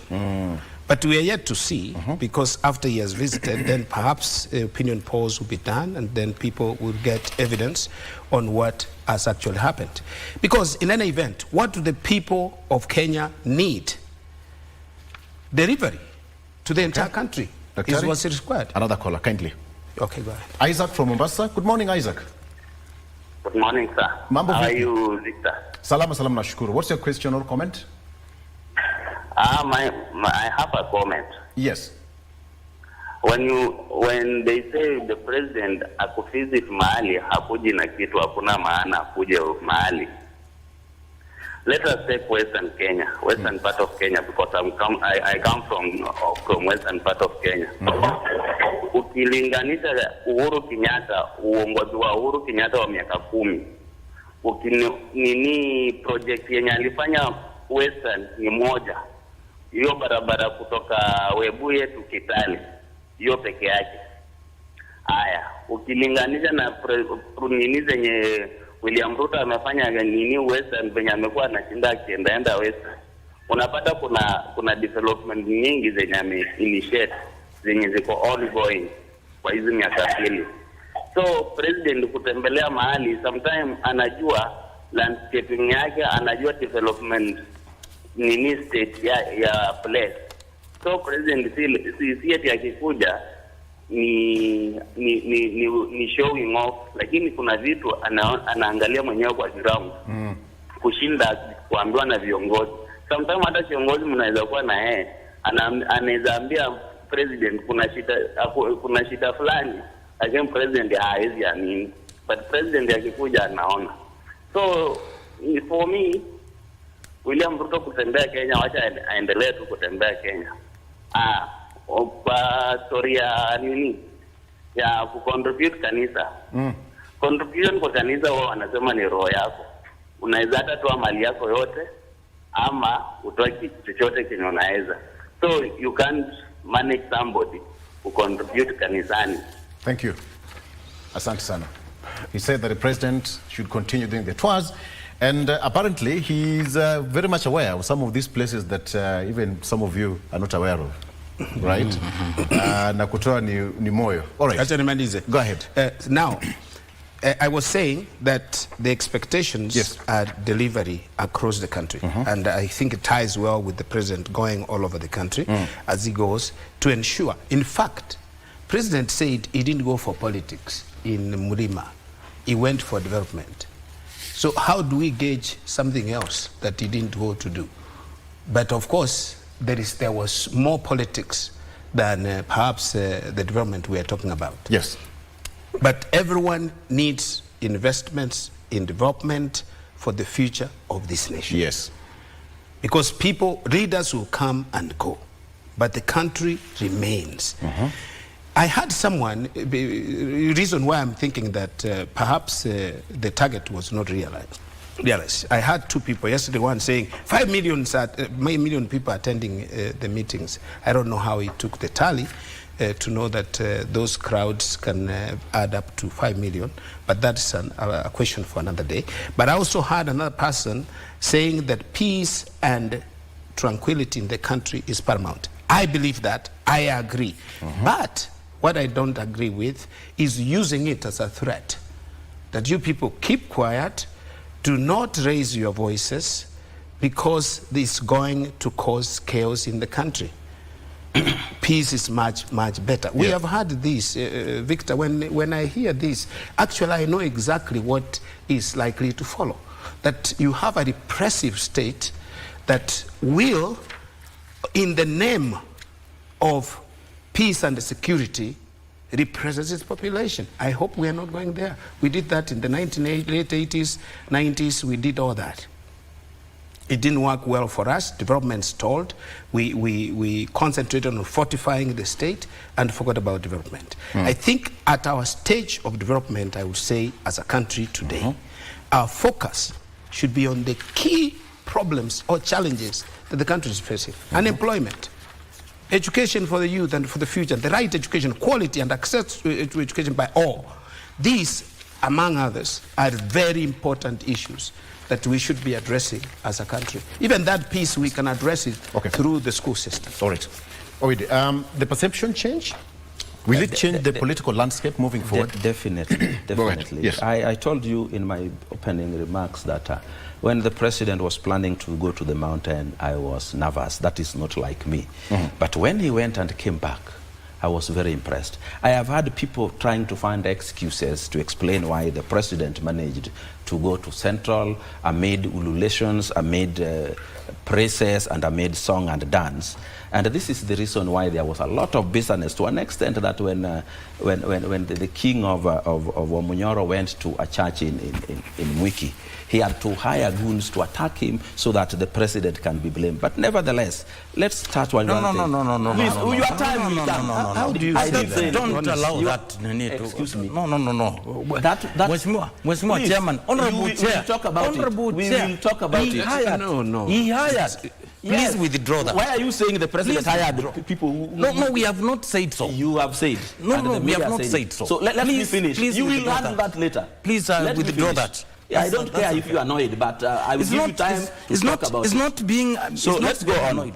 It's not being not fair to make such a comment, actually. Let me that tell you you, hire goons to beat you up. Is it fair to say the president hired the goons that beat him up? No, not the president. That's what Rugby said when he lived. But we have security agencies. And he is not here. We have security agencies. It doesn't matter, he's listening wherever he is. Okay. Please. And where he said it, I wasn't there. The president wasn't there. Excuse me. Please, you are not going to guard me here. Who said that he hired the goons to beat him? Who said that? Rugby said the president hired. No, who said that Rugby hired the goons to beat him? It is now me saying. Allow me to do this because this is a national broadcaster. Just withdraw that statement. Please. Why, if Rugby has not withdrawn saying that it is the president who hired people? That was them. Just withdraw this. You've said. How do I withdraw it? And it's already people have had it. No. Just withdraw the statement. That will do a lot of damage. Yes. Just undo. Just read. If Rugby said the president hired people, that was it. But you see now, hired people to attack him in charge. You have no evidence. You withdraw. Did Rugby have evidence that the president hired people? That is not here. I think. Let it pass. We cannot authenticate that. Personally, I cannot. But we also should have called Rugby to authenticate that the president hired goons to attack him. You know, just in studio. If Rugby was not talking here. Where did you think I was there to hear that? I also had it in studio. Let's do this. Respectively. Please, keep that when I finish. No. Just withdraw. I love problems. Just withdraw. Personally, I will take responsibility. Just withdraw the statement. If you How do I will? Give me the words to say. No, just withdraw the statement. You are an eloquent man. Please. You know what to say. Okay, let's say that Rugby didn't hire goons to attack him. What you said, what I said is wrong. Oh, no, wrong. It is you knows it is wrong. Me, I don't think it is wrong. Okay. And that I cannot do. That. I withdraw the statement I made. So do you withdraw the statement? Yeah, the statement stands withdrawn. Thank you. Okay. Let's continue. Now, let's see. When we say Mount Kenya, President has lost Mount Kenya, what we are, that is being said by the politicians who are anti-President William Ruto. When the president went to Mount Kenya, it was clear that he has not lost Mount Kenya. In fact, I was wondering why people were really waiting to see how president goes to Mount Kenya. When president went to Kisii, they never waited for that. When he went to Western, they never waited for that. When he went is it a glimpse of what you should expect in 2027? The question I want to ask, why should one region have a negative attitude towards the president? Not attitude, but per se, but having in mind the kind of support that region, Mount Kenya to be specific, gave President William Ruto. Let me give you the answer. Just a minute. The kind of support that President William Ruto got from the mountain. And the perception out there is that because of, the deputy president, former deputy president Rigathi Gachagua is now no longer in government, then a lot of changes must have taken place thereafter. So did that change? The changes that took place was there was a spirited campaign in the Mount Kenya region led by Rigathi Gachagua to reject the president. Is it that true? It is true. He has been campaigning all over the place, including Meru, including Embu, including Kiambu, and of course Mwiki, that the president should not be acceptable. In fact, he's been telling them that the president betrayed them. The president did not betray anyone. So what I'll do is the perception that is there. Is it changing? Is it a glimpse of what you should expect in 2027 that the voting bloc will, because politics will play its role at the right time. So will it change, or the crescendo, it will take pace slowly, or it will be definitely there? What I must say, President knows. Wait, let me President finish knows. this. Let me talk to the DJ. He spoke about it. Right. First, allow me to say this. Even when I don't agree with the some of the policies of the government, I never make a mistake of depicting any leader in this country personally in a very bad way, but I challenge the policies. That is not to say we have the right to make some willed and substantiated comments about our leaders. I think we need to respect that. Number two is there is one writer, Eduardo Galeano. He once said, "East never tells you goodbye, but it tells you see you later." What is that in relation with what we are talking about? We have history of that particular part of the world. Yeah. Remember, during the tenure of President Daniel Torotich Arap Moi,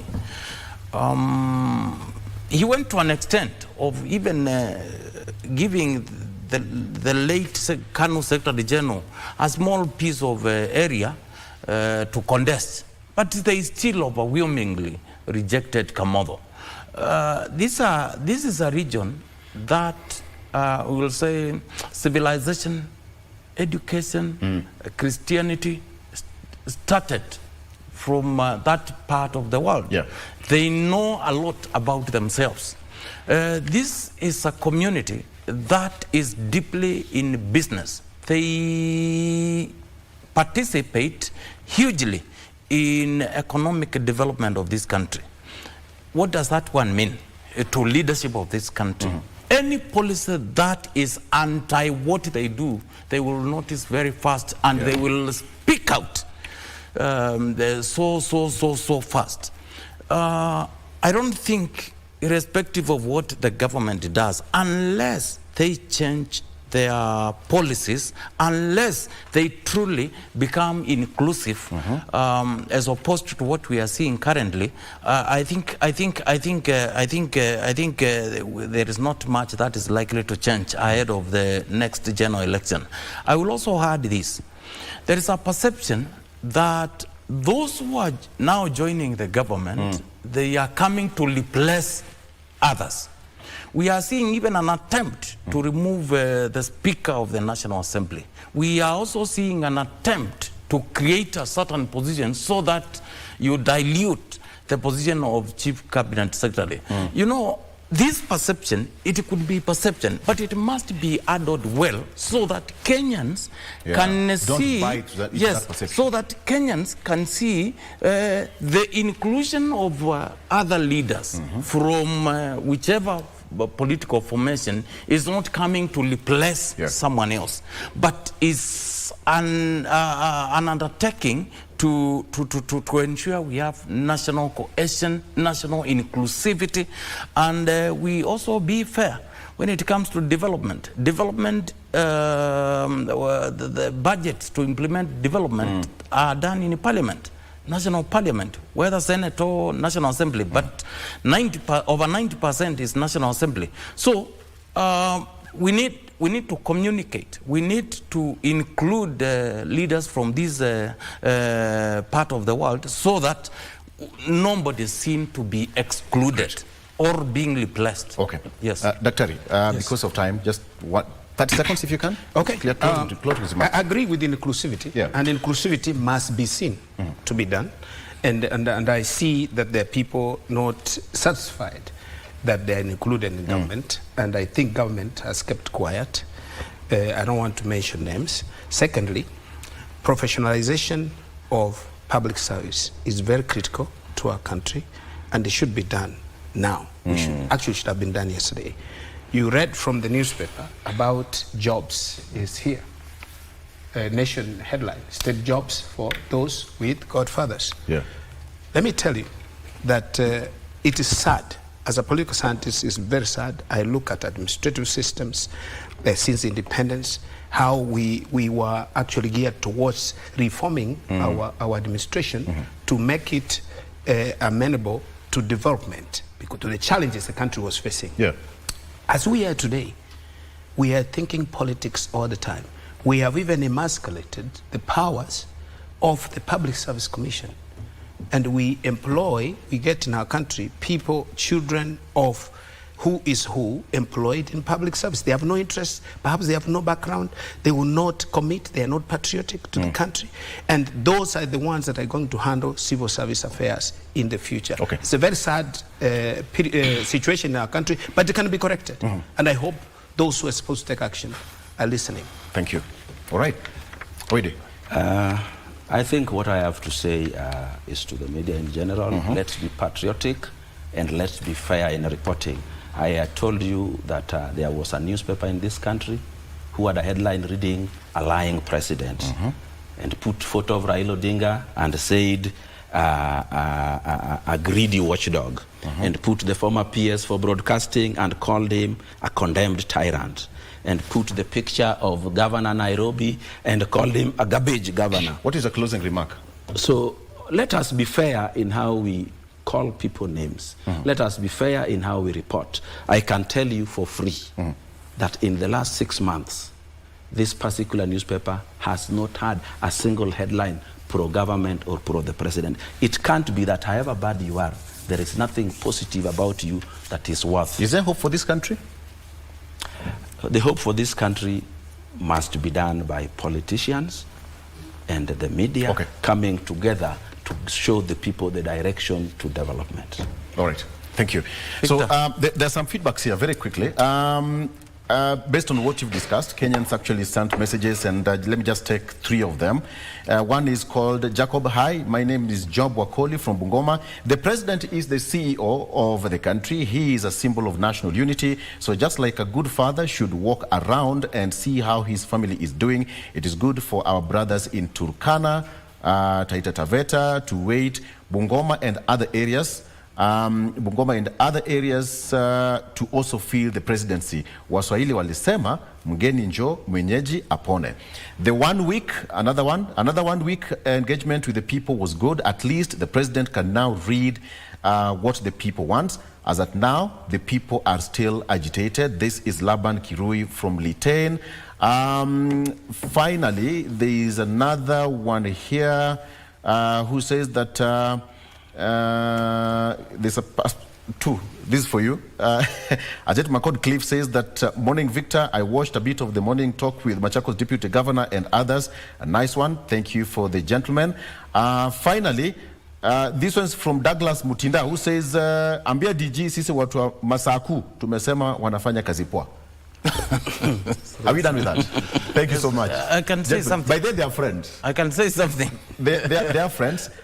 So before we finish this, we'll be taking a link where the Cabinet Secretary for Health, that is Eden Dwali, is now launching the NHIF Pending Medical Claims Verification Committee ongoing at Afya House. I think we can take a look at that. But first of all, let me thank my guest for coming, Deputy Governor of Machakos, Francis Mwangangi, of course, Daktari.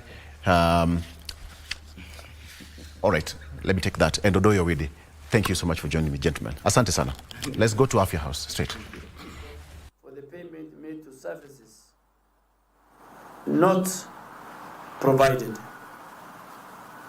Father, I call upon all the stakeholders, healthcare providers, the SHA board and management, the oversight agencies, and the public to support the work of this committee to allow integrity, fairness, accountability, and transparency.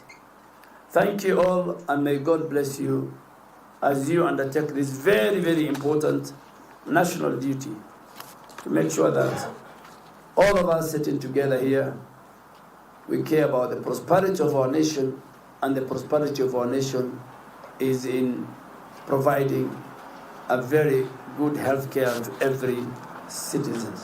Thank you very much. Thank you.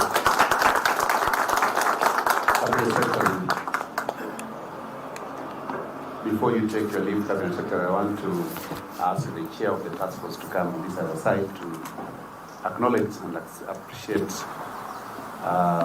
the task that you have given them ahead and on behalf of the entire task force members. Come this side.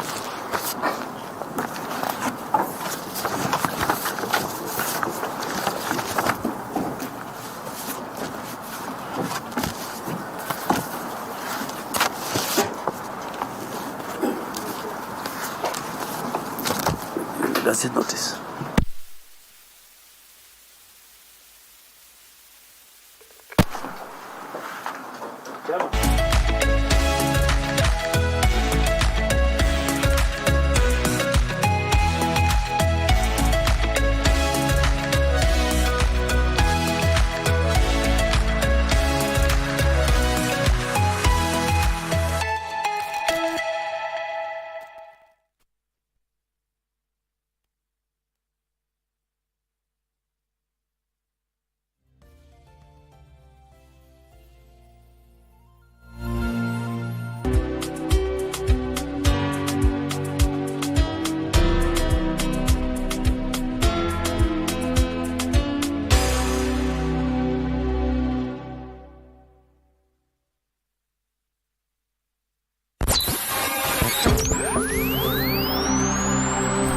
Tunapowasha vifaa vyetu, tunapata fursa ya kutangamana na wasikilizaji wetu.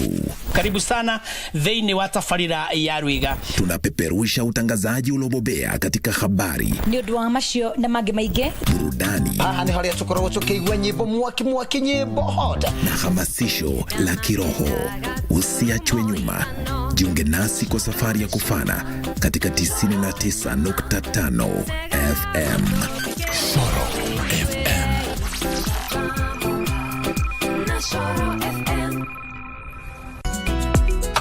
Tanki ya maji ya lita 10,000. Hiyo ni kitu ya kukustua. Sinafunguliwa mfereji sina.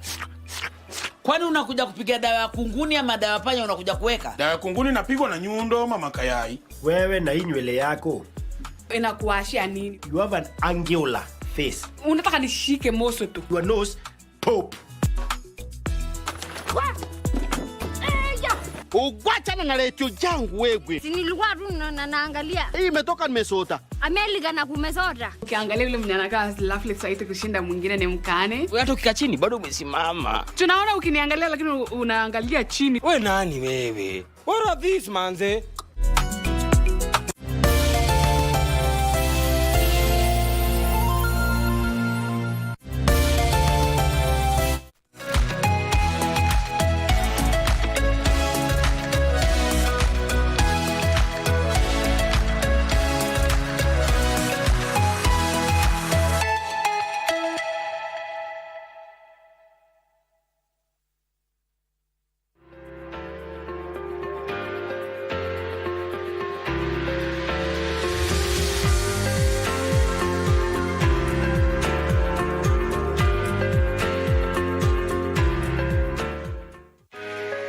Kenya's real estate market is evolving, with over 77% of rental properties being flats and apartments and an impressive 88.8% occupancy rate.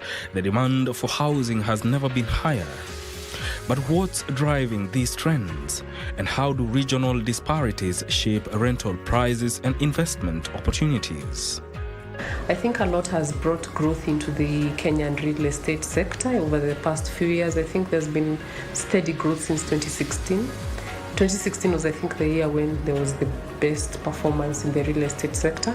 A lot of this has been brought by infrastructural development. The government has been willing to spend on roads and power and water. These things, of course, make it for a very suitable market for real estate to grow as well, because it's very hard to come up with something where there's no access to it. You see, the Kenyan market is designed in such a way that the Chinese are here, the Turkish are here, they're developing, European countries are here. I think some of our infrastructural projects are even funded by Spain. So the ease of accessing the Kenyan market, even Arab markets are here, and also the ease of finance that has been there for quite some while. According to the Kenya National Bureau of Statistics Real Estate Survey of 2023-2024, flats and apartments now dominate Kenya's rental market, making up 77.1% of all properties. In Nairobi, this trend is even more pronounced, with 66.7% of all rentals being apartments. But why? I think it's because of the demographics of the Kenyan population. The census that was done most recently showed that most of us are youth. Even here, most of us are the youth. So we have our families, they are growing. So you want to bring up your family in a comfortable unit. The most comfortable unit for that is a 3-bedroom because it allows you to have the master bedroom, it allows you to have the kids' bedroom and a spare bedroom, maybe for visitors, the house manager, and everyone else. I think also the growth of the 3-bedroom units, has been around the suburbs where we are having master planned estates coming up. So with that master planning, when you do a survey, as a developer, when you do a survey and you see where there is a gap, then you see there is a gap in the 3-bedroom where you want to cater for a family. And you'll see that also for a family, when I'm buying a unit for my family, I'm willing to also get a mortgage for it. So with the growth of the KMRC sector, the Kenya Mortgaging Refinancing Institution, and the circles giving these mortgage loans, then it's a sweet blend where the 3-bedroom is very affordable and marketable and also very attractive because we are a young population. We want something we can have our family growing comfortably, and there is finance that you can access for that. Despite high rental costs, demand remains strong. For instance, in 2023, 88.8% of rental properties were leased, a clear indicator of Kenya's housing shortage. I think it's a broad issue. First of all, I would start with the way the market started. A lot of what is done in the residential market is off-plan sales. And there's been a lot of fraudulent activities. So people are hesitant to invest before you see the unit. Yeah? So you'll hold your breath. You'll see there's maybe a development coming somewhere. Then you'll tell yourself, let me come next month to see whether they've grown and to see whether they've delivered. I can also say that because of the impact 2024 has had on our pockets as Kenyans, I know there was a report done that said that Kenyans are willing to spend more on a smaller unit so long as it's affordable and gives them access to amenities, closer access to work, such that they just want the unit in a place that's accessible than where they can get, maybe you travel longer to get to your 3-bedroom unit. Not all rentals cost the same. A 1-bedroom bungalow rents for as low as 15,000 shillings, while a 4-bedroom bungalow can go as high as 170,000 shillings. Townhouses in particular attract premium prices of up to 120,000 for a 2-bedroom unit. For the buyer, it's more than just the unit. So even though they are buying it for investment and not even to live in, they will then check, where is this I'm buying? Let's say if I'm a buyer and I want to buy a unit for an Airbnb. So if it's like a 2-bedroom, I want it closest to the market I'm targeting.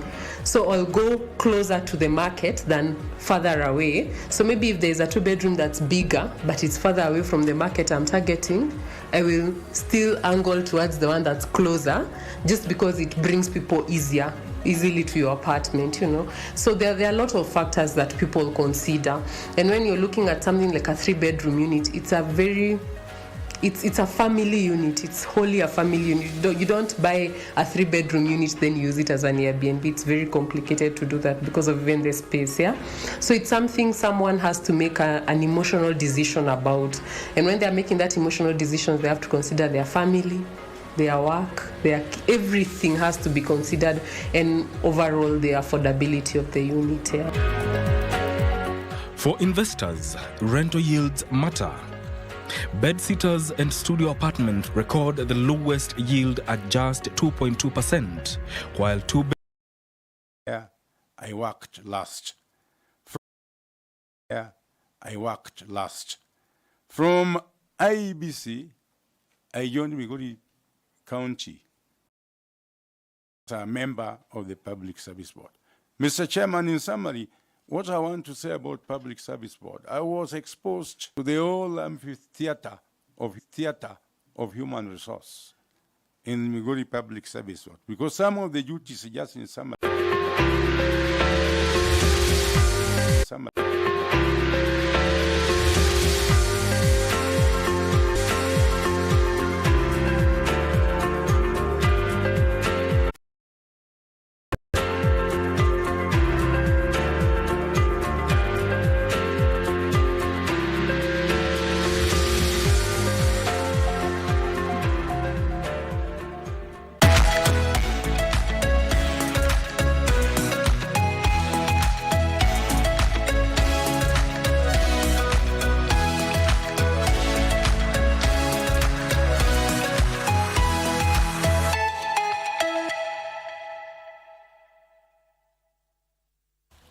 Thank you for staying with us. This is Good Morning Kenya, and we now get into our family segment. And today's conversation is quite controversial and very interesting at the same time. We will be talking about proposals, and the question we are asking is, should a lady propose to a man?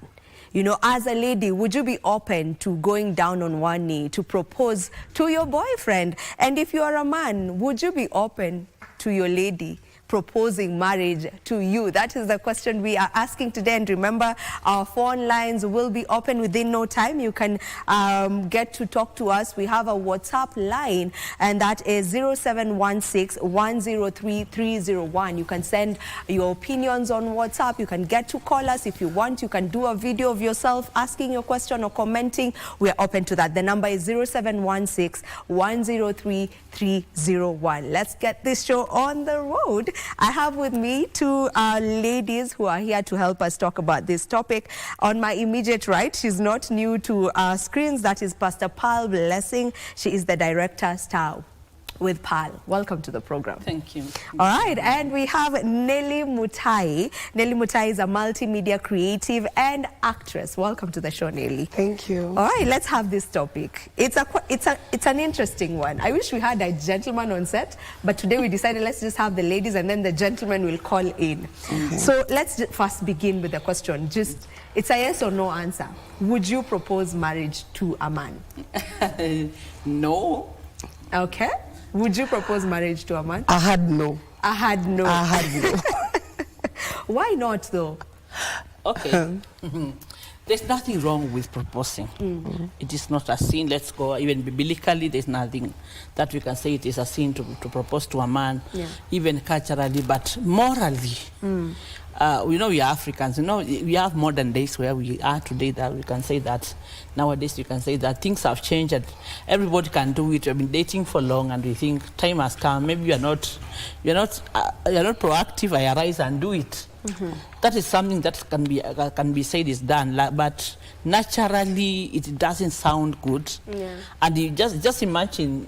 I was talking to Anne and I said, can you imagine if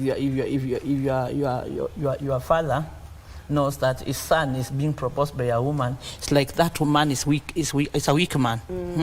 Okay, maybe he has not said no.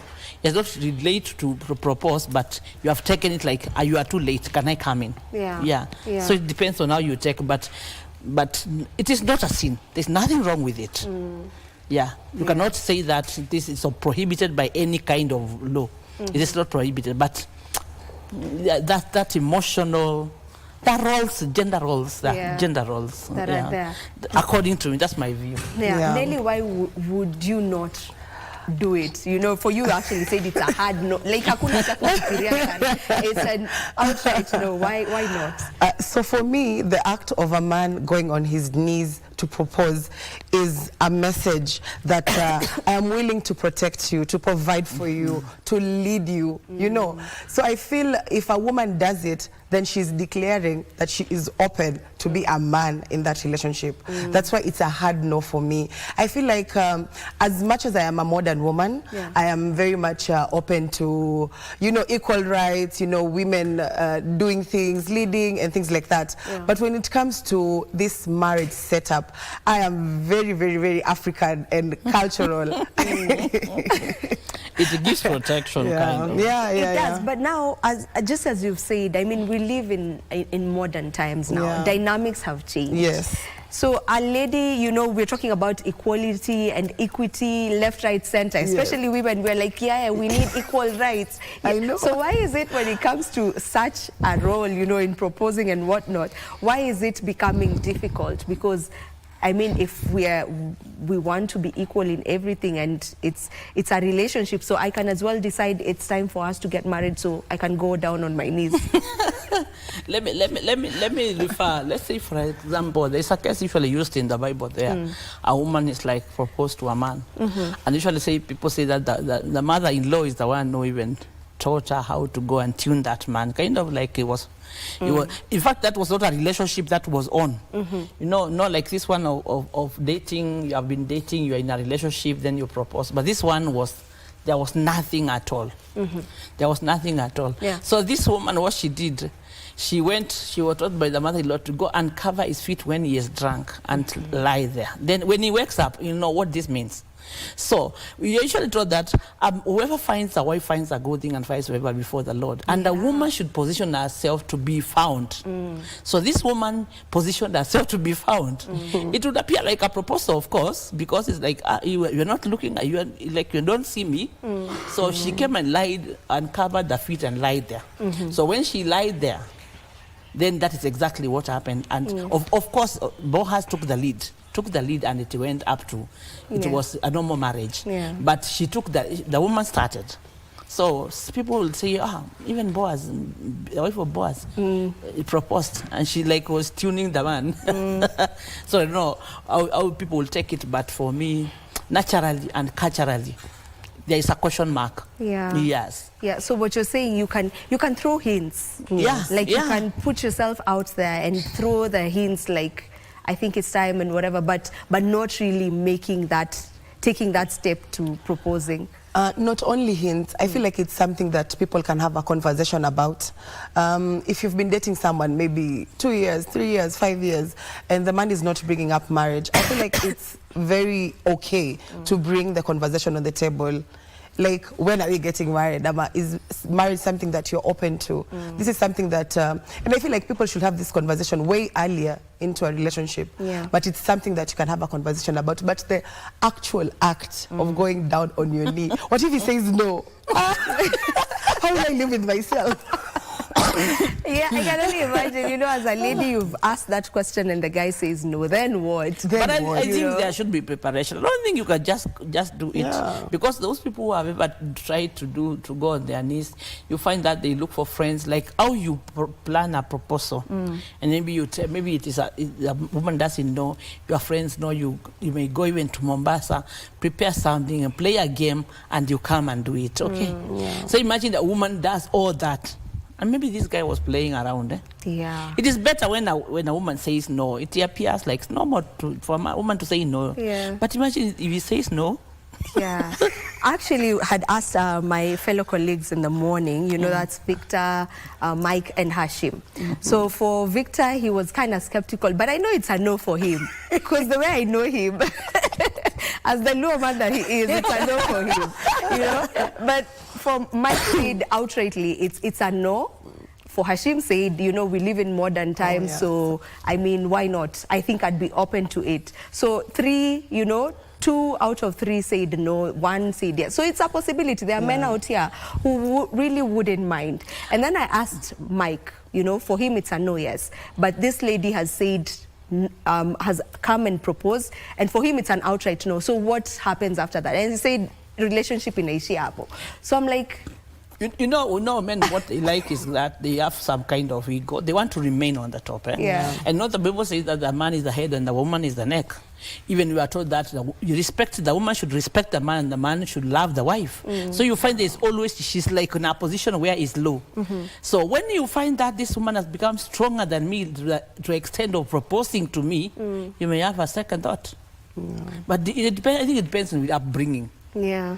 Maybe you have been brought up by your grandmother who was very strict. You will see, this one, no, you run away. Yeah. So I think it depends on upbringing and where, like modernization, she's saying about being a modern woman. You may want to be modern, but still your mind is still cultural. Yes. Depending on who brought you up. True. But then probably, you know, I'm trying to be in the mind of a lady who's done that, because I'm sure you've gotten to see the videos of ladies doing that, you know.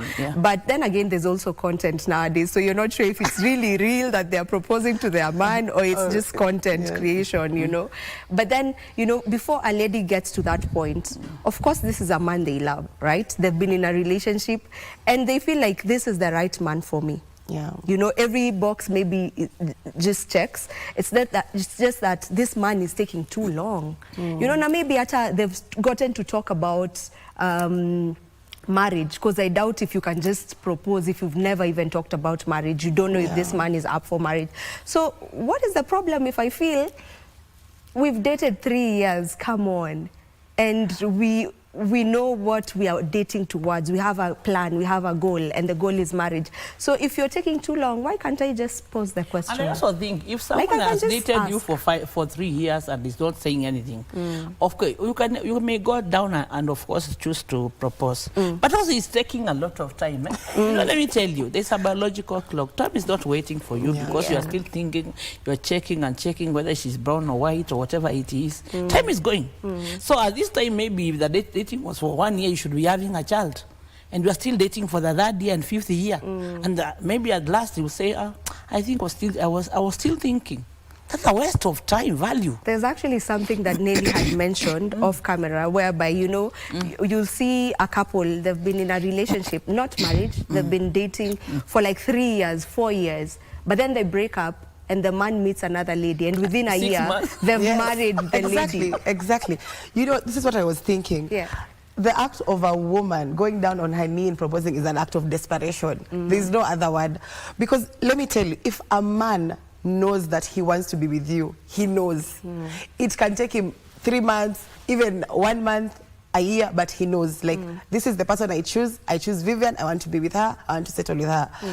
No amount of you proposing and screaming and forcing can make a man want to commit if they do not want to commit. That's why I feel it's really important to let that role be taken up by a man. Let him know, like, this is my time. I am ready. I want to be with this woman. I want to transition this relationship from dating to marriage. But you bringing it up like that on the table, it will not work out. I'm a stand believer, it will not work out. Is there a time frame, Pal, like in terms of how long you guys will date before now bringing marriage to the table? Is there a timeline? Because you're saying you're dating for 5 years. Like, what are you guys doing? So is there a time frame?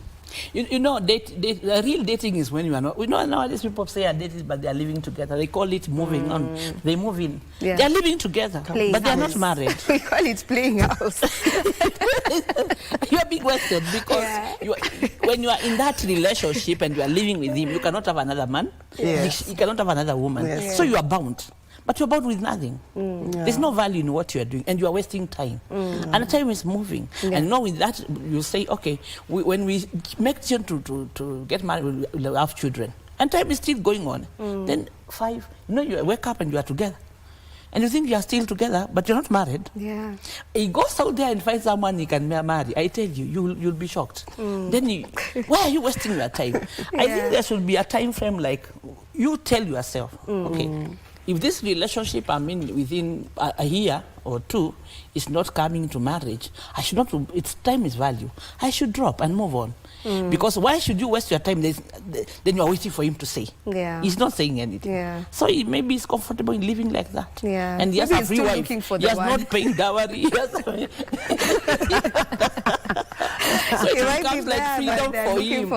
But you know, unless we say that this is a cosmos, it's a cosmos platform. We are talking to everyone, all kind of people with different views. And of course, there are people who are right for proposing. If you feel you should propose, there's nothing wrong with that. It's not a sin. It is not a sin, and it's nothing. So long as your inner person feels good to propose, go ahead and do it. Okay. Yes. And on that note, we do take a break. Don't you go too far. We'll be back to continue this conversation. And remember, We are taking in questions from you. So the number is 0716-103-301. You can call in live. You can send a WhatsApp message or video, and we'll get to sample your views as they come in. We take a break. We'll be back in a bit.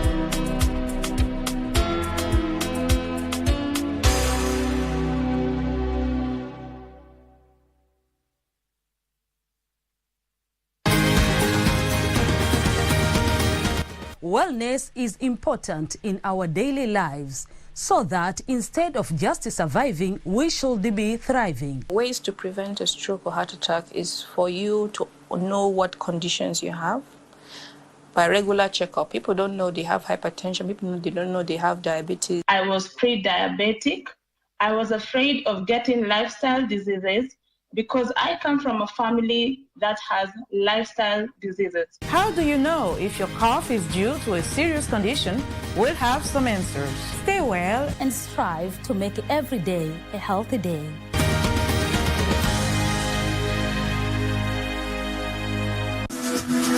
Got the fear of missing out?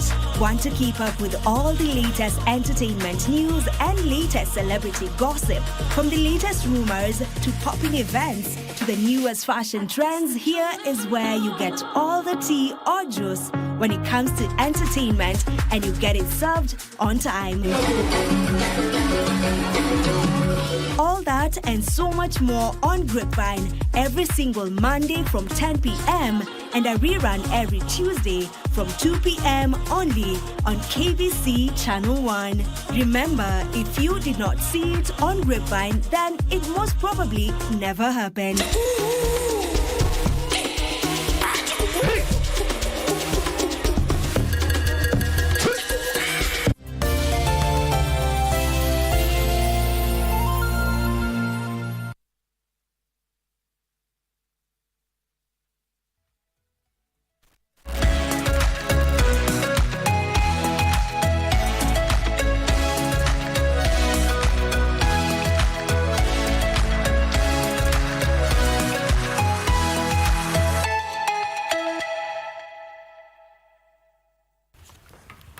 And we are back. Thank you for staying with us. The conversation continues, and we've been joined by yet another lady. This is Jane Kimari. Jane Kimari is a counseling psychologist, and she said at least she'll help us try and understand the mindset behind, you know, a lady deciding I'm going to go down on one knee. Welcome to the show, Jane. Thank you, Vivian. You found us. We had already started. Yes. So I'll ask you the same question I asked them. Would you propose? Personally, no. Yeah. But I understand if someone would. And I feel it's very important to note that proposing should not be from a point of trying to force issues, but it should be from a point of do you and the man share the same values? Do you understand the man? Because, you know, with our cultural background, first thing is, most men would find it emasculating if a woman proposes. But then with the younger generation, and if someone was brought up in a home that is open-minded, they might think it's romantic. So you have to understand your partner before you even get there. And ask yourself, genuinely ask yourself, why am I doing this? It should not be an issue of, I heard you guys talking about you've dated for 5 years, you feel like time is running, you want to, you know, close the deal. That should not be the reason you're proposing. But if genuinely you both feel you're at that place where you're ready to move into marriage and you know your partner and how you view things, it will not come off as if you're trying to bring in new dynamics, then go ahead. Okay. But if that's not the case, it will be a bit tricky. Yeah. All right, we have our first caller calling all the way from Kilifi. If you can hear me, good morning. Good morning to you. How are you? I'm fine. All right, so what's your question, or just what comments do you have on this particular conversation? Good morning to you. Yes, go ahead and ask your question. Fine.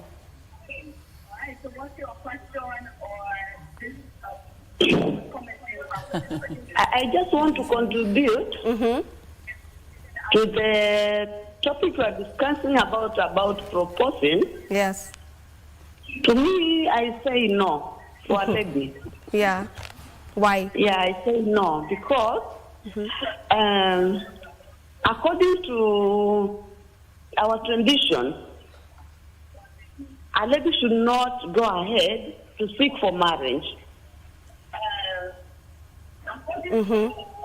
So according to you, it's a big no because our traditions do not say the same thing. Yes. Okay. Even biblically, yeah. Adam was given a wife, and he recognized the wife as a helper. Not Eve who recognized Adam. So the thing is this, Vivian. Yes. Our daughters who are coming up, they should know that they should not be disparate in being married by this man, because when you show a man you have that weak side, even if you get married by the way of proposing to that man, he can come and mistreat you and say you just came to him. He did not. Okay.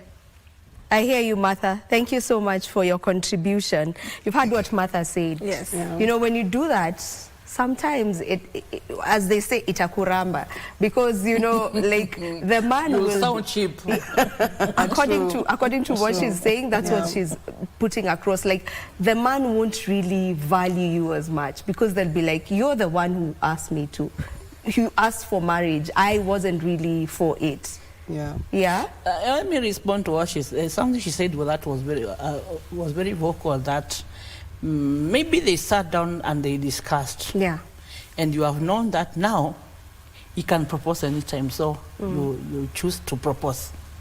But that may bring him down and change his attitude, depending on where he comes from. Yeah. You could have also, you may feel that now, any time from now, it's time now, we need to get to marriage. Okay. Let's get our second caller. We have Ian from Kisii. Ian, it's about time we hear from a man. So Ian, what are your comments on this? Personally, yes. Personally, I did that.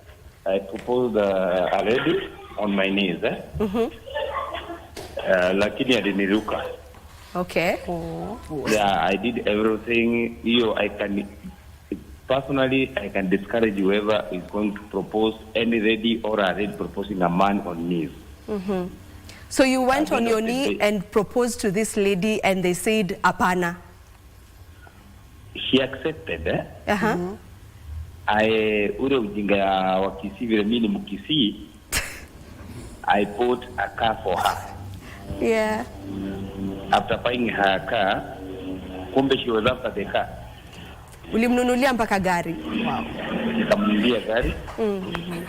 KDA 372T.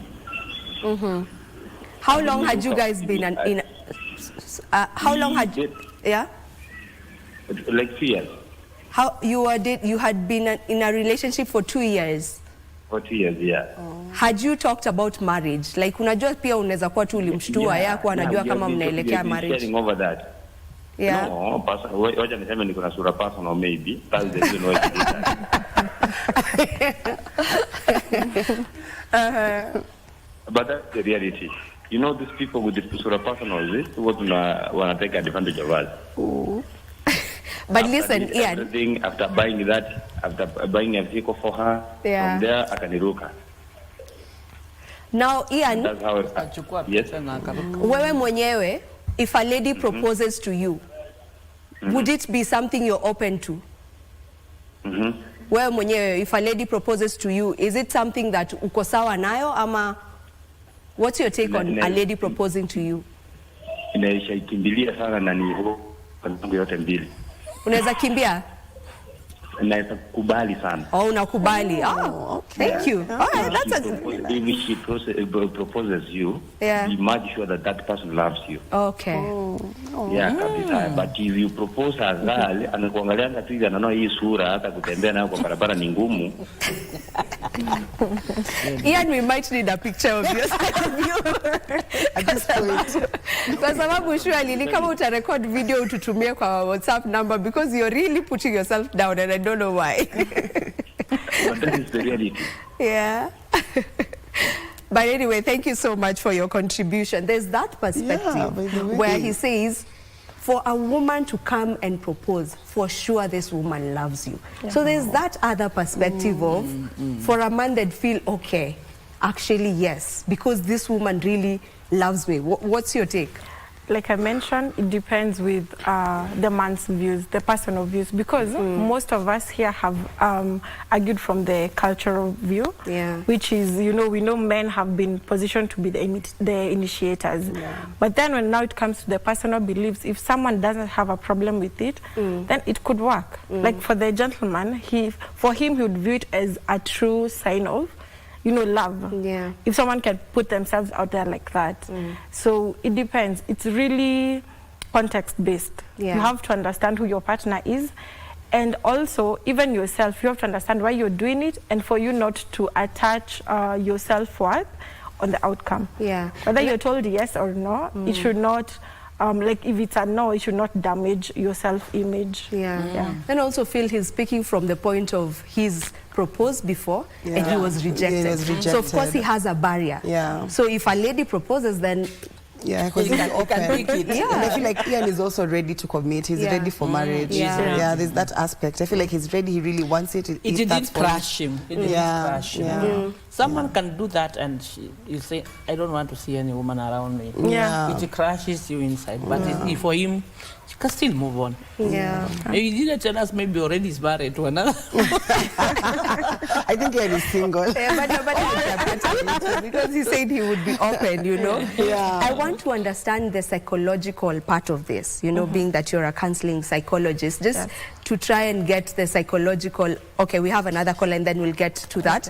We have a caller from Olkalau. John, if you can hear me, good morning. What's your take on our conversation? Yes. Yes. Good morning. Morning. Yes. Go ahead, you can ask your question or I have contribution. Oh, you know, as a lady,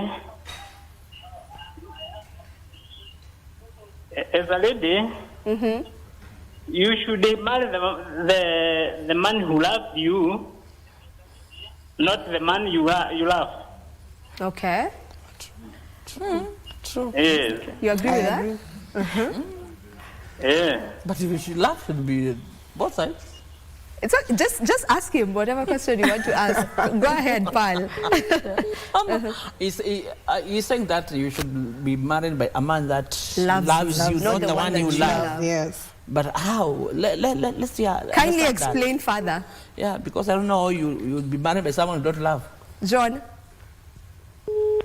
Oh, we've lost John. But that's a very... But I think I subscribe to that. Hey, just explain more. No, I think the man should love the woman more than the woman loves the man. Why? Even the Bible says respect the man. And I mean... receive love from the man. Even if we draw from the Bible says... Men, love your wife. And wife respect your husband. So my job is not to love you really.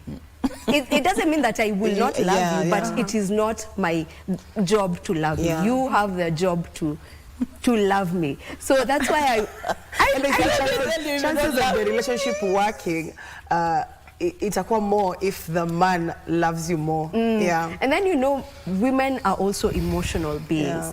So picture yourself in a relationship where you're the one who really loves this man, but this man does not love you as much. Well, they're there, yes, they like you, but they're not really in... I think there's a difference between someone loving you and someone being in love with you. So probably you are head over heels in love with this man, but the man loves you. Well, ameona tu wife material and anakupenda tu because anasikia it's time, maybe anafa. Yeah, I think that's why I would say I'd rather a man who loves me more than I love them. Yeah. But it's open for conversation. Okay. So you asked a question. Yeah. When it comes to companionship, there are some things that should be there. There should be mutual understanding, there should be respect, and there should be emotional safety. So already I can see wanting to be loved more, there is lack of the emotional safety. Okay. You feel like if you pour yourself out there, kitakuramba.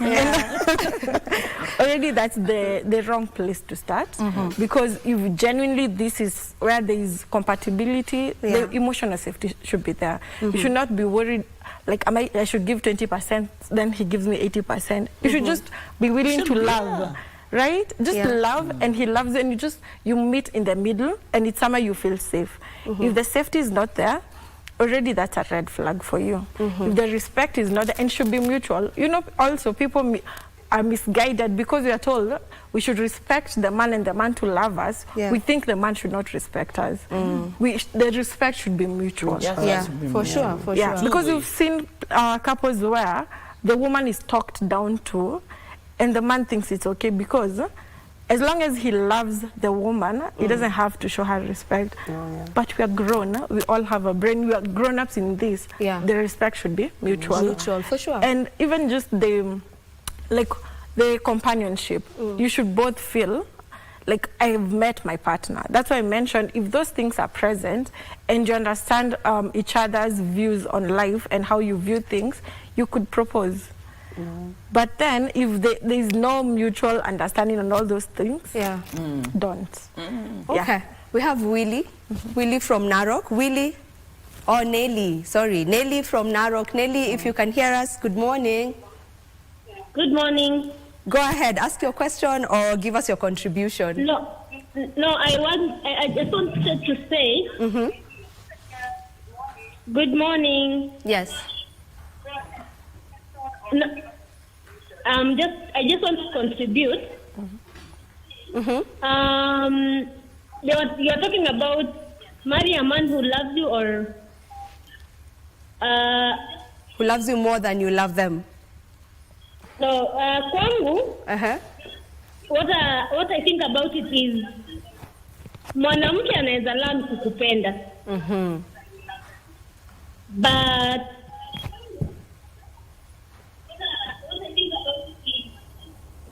yes, Nelly. Lakini mwanaume hawezi learn kukupenda. Okay. So it's better for you to get married to a man who loves you. But hata kama umpendi, with time utampenda. Get yourself. And Nelly, wewe mwenyewe, would you propose to a man? Haumpendi, lakini you will learn to love. Yeah, and would you propose, Nelly? Would you propose to a man? No, hapana. Okay. Kwa sababu unaweza propose kwa mtu mwenye unampenda already. Na pengine hakupendi, hata kufrustrate. Si ati hakupendi, si already in a relationship. You've been dating for 2 years, 3 years. You know, hata kuna ule Ian amecall na akasema mpaka alikuwa amenunulia the lady gari. Mtu kama huyo huwezi mproposia? Hapana, siwezi. Bado imekataa? Hiyo hapana, hiyo siwezi. Ngoja mpaka sile atapropose mwenyewe. Okay, thank you so much for your contribution. Thank you. Yeah. You know, there's what we call gender roles, and we have to accept that however much we may want to become modern and accept the psychological part of it and everything, still we are Africans. Okay, we are talking to everybody, but there is that culture, that feeling that, let the gender roles take their places. And also, as the other person who said about creation, God made a woman out of the rib as an helper. So if you surely are taking a position of an helper, no. Now, how do you come to start the project while you are helping? Because when you initiate, you become the leader. You take the leadership, right?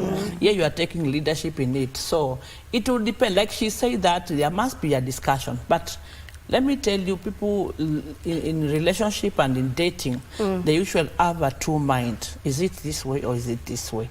He's also checking someone somewhere. And am I trying to balance? Those things are there. Okay, we have another caller. Let's get to listen to Lavenda from Kakamega. Lavenda, good morning. Morning. All right, give us your contribution or question. Niko naona kwa marriage.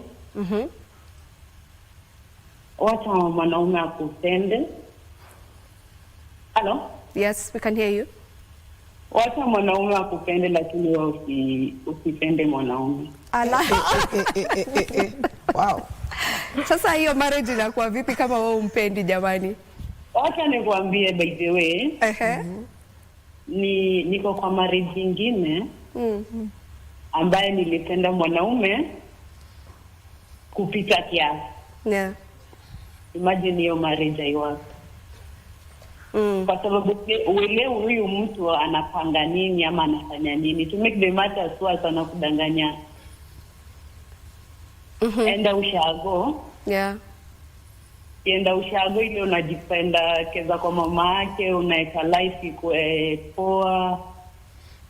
Unafanya kila kitu kwa sababu umempenda. Unafanya anything yenye anataka. Imagine to make the matter so huyo mtu anakubreak. Okay, yeah. Sorry about that. But sasa wewe, would you propose to a man who's good to you and loves you? Okay, ameenda. Oh, okay. You know? Yeah. Some of these topics become quite something, you know. Yeah. I want to read some of the messages coming in via our WhatsApp line. Remember, you can also send your messages via WhatsApp. That is 0716-103-301. And there's someone who's saying, Naitwa Washuka from Kisasi, let whoever does it do it na kazi iendelee. Like mwenye tu ana feel it's time. Mwache ku complicate vitu atio nani anafaa propose wa kwanza. So according to Washuka, it's whoever feels it's time, let them just ask the question. There's someone else who's saying, my name is Faith.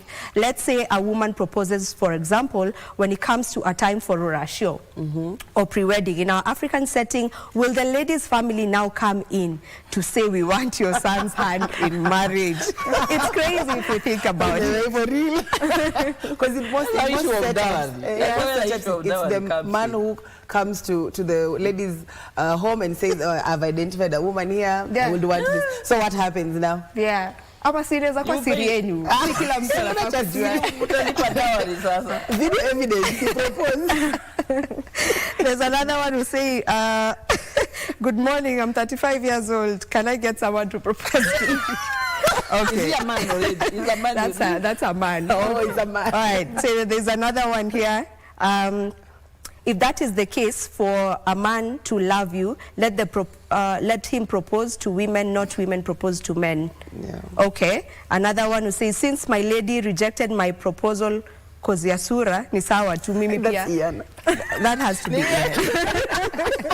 And that one last question right here or comment. My name is Faith. Let's say a woman proposes, for example, okay, that's the one I had read. Dennis from Voi.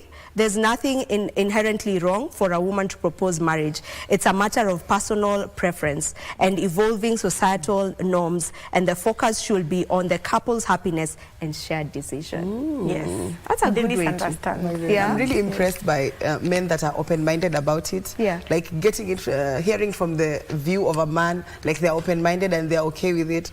It's really nice and refreshing. Yeah. Yeah. Plus, you know, we have to remember right now, like I mentioned, we keep arguing from the culture, like who's going to go pay dowry and all that. Yeah. But you have to be realistic. Right now, people have evolved. Even when it comes to providing, there are homes where people are doing 50-50. Or sometimes you might find, because the man, maybe the job, you know, they lost their job, the man stays at home, the woman provides, and they're happy as long as they understand how they're doing it. So in the same context, if there's an understanding, a woman could propose and they still be happy. It doesn't have to be put out there because you're not trying to change views. Okay, let's take another caller. Calling in from Makueni. Hi, good morning. Hi. Kindly give us your comment on this conversation that we're having. I just wanted to comment a little bit about it.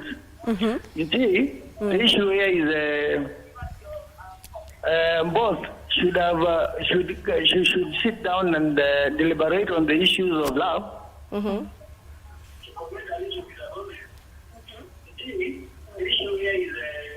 Kindly, we can hear you. Continue. Usijisikize. Yes. Now, sasa. Yeah, and both the parties should talk. Should be truthful to each other. And the issue. Wacha kujisikiliza tafadhali. We can hear you. Just go on. Yes. Huyo anajisikiliza jamani. We can hear you, so usijisikilize, tunakusikia tu, just ask your question, we can hear you. Usitake kujisikiliza ukiongea. Yeah, just mute your TV when you call so that we can be able to converse properly. There's a message here that has come in saying, honestly, naona watu wengi wanaopiga simu wametendwa ama ndoa zao haziko vizuri, but for me it should be mutual, kwa sababu pia mjue kuna wanaume who are shy and take a lot of time to face their feelings. Yeah, that is also a good perspective. What do you think about that? Oh, but it's true. Kuna some men that are slow when it comes to getting hints, like it is time.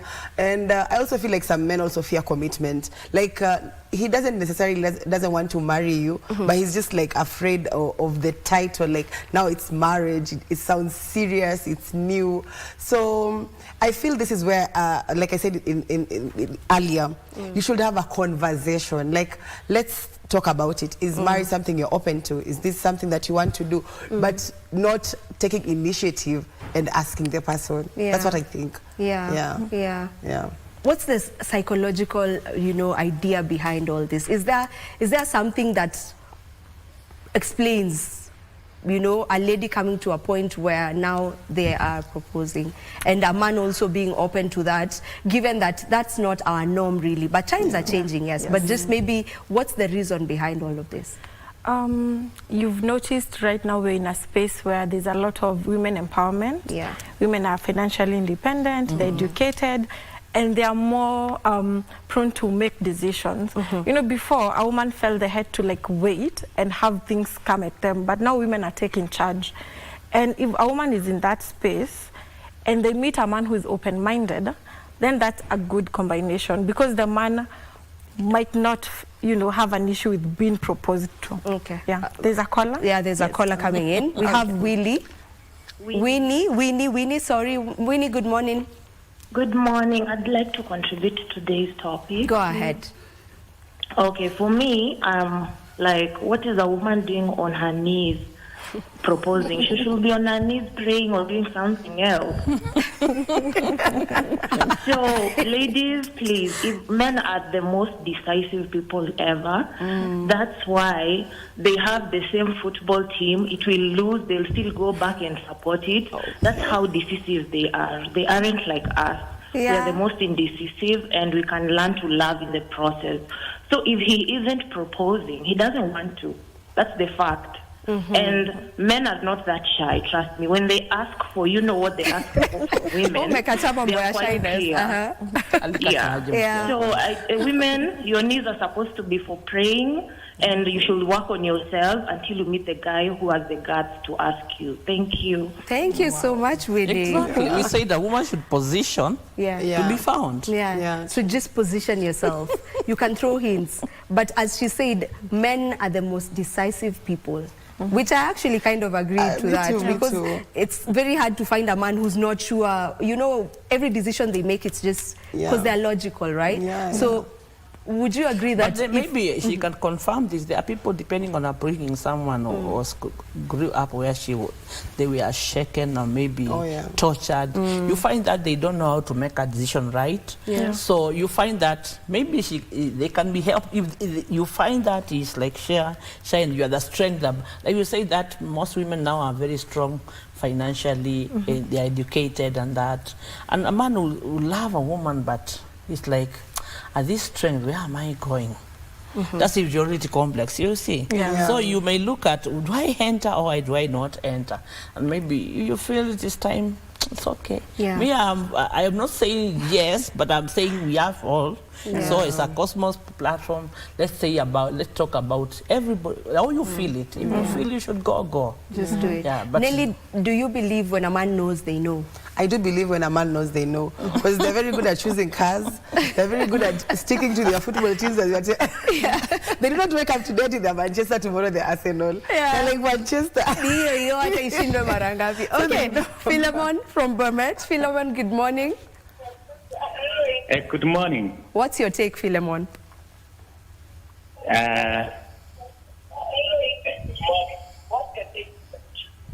My take is, I propose that a woman should propose to marry a man. You think it's okay? For you, you feel it's fine?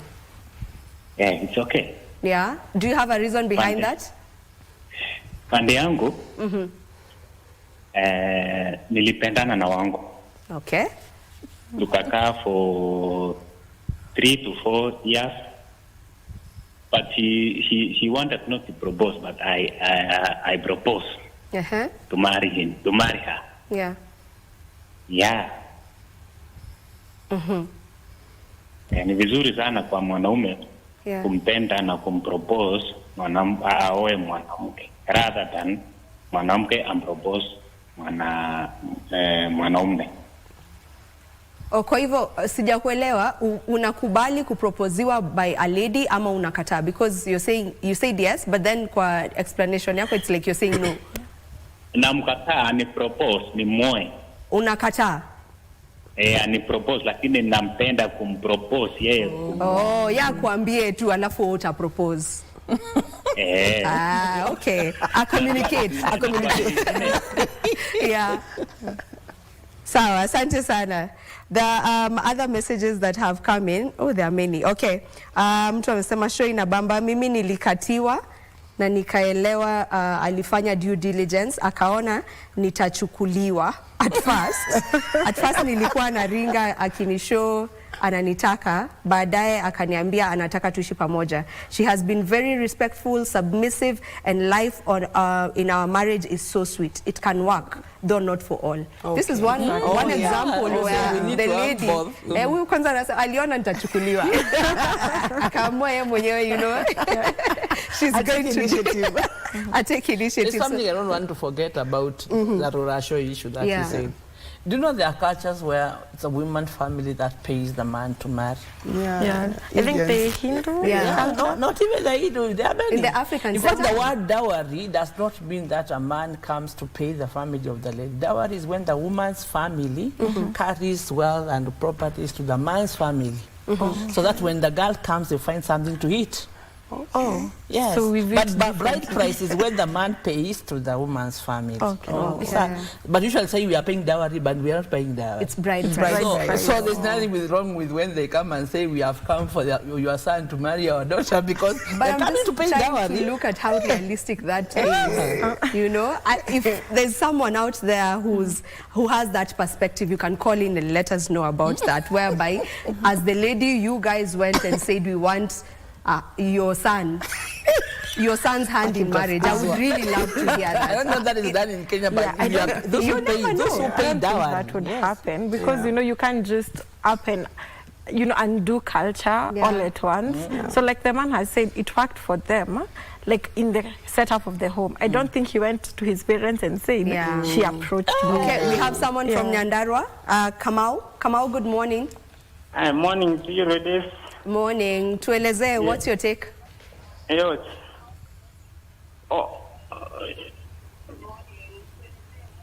Sijisikilize Kamau. Yes, I was there. I'm back. Okay. Nilisema it's good for a man, for a lady to marry the man who loves you. Yeah. Than the lady. It's good to marry the man who loves you. Yeah. Than the yule ambaye unampenda. You love. Kwa sababu you know a man is always decided kwa yule mtu anataka. Wewe Kamau unaweza kubali kuproposiwa? Hapana. Umekataa? Mimi kwanza already niko na decision, nataka the size of the lady I want, the color, the character, and so on. Na yule ambaye anakukujia pengine si ni mtu mko kwa relationship na yeye, so it's exactly mwenye unataka, kama ni color vile umesema, the character. So if she has all the qualities, why not? No. Kwa sababu unajua mimi I'm in a marriage for more than 32 years. Oh. Yes.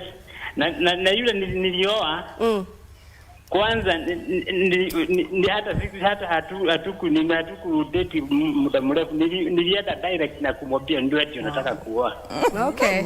Kwa sababu alikuwa na all the nilikuwa na mvutano hiyo, nilikuwa nataka kwa mwanamke. Oh. That's what we're saying, when a man knows they know. I wanted the age. He fitted the age I wanted. Yeah. He fitted the color I wanted. Very specific about color. Mpaka rangi. Hapo kwa kala amesisitiza lazima kala ingekuwa yenye yeye anataka, you know. But yeah, I think when a man knows, they just know. They just know. This is Nicholas from Kisumu. So on the topic, I would like to say that it is better when a woman proposes than a man. See, a man always has feelings for every woman, but for women it is different. So when a woman proposes, that is a sign of pure love and true friendship. Wow. That's an interesting one. What do you think? A true view. Yeah. Because according to him, men love almost everyone, but women not. According to him, men are not genuine. Not everyone. According to him, according to him, men are not genuine. Yeah. So it's more genuine when a woman proposes. But, you know, it all goes back to personal beliefs. If I'm not comfortable with it, it doesn't matter what we say. I'll still won't be comfortable with it. But if I am, I'll be more open-minded. So at the end of the day, it depends on the two, the couples and what they think. There's a man who will take it as, you know, like the lady's trying to take the lead, and they will not go for that. There's a man who might just take it, you know, like it's true love, like some are saying, and they're open to it. And then, you know, after the kneeling down, that's not like the end of it. What happens after? Will there be the respect? You know, if the roles are turned completely, then it won't work. But if I propose, and once we get into the marriage, I'm submissive, like the gentleman who said that it's working, the roles, the African roles that we are used to are still intact. So it didn't change anything, just the fact that the woman decided you had to end. It's you know, about time. Ooh, there seems to be someone who wants to propose to Nelly. There's someone saying the lady with the white shoes. Naomba nambari yake. Naomba namba. Shona baadaye kama taking initiative. That's what we're talking about, you know. But now just, you know, as we all agree that times have really changed.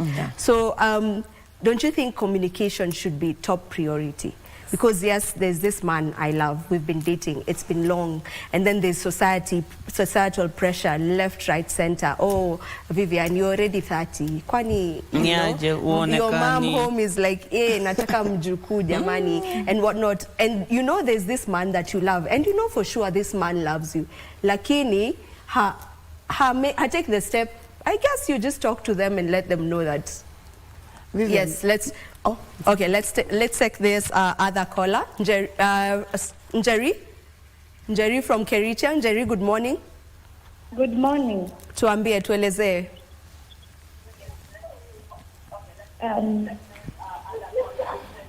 Yes, Njeri.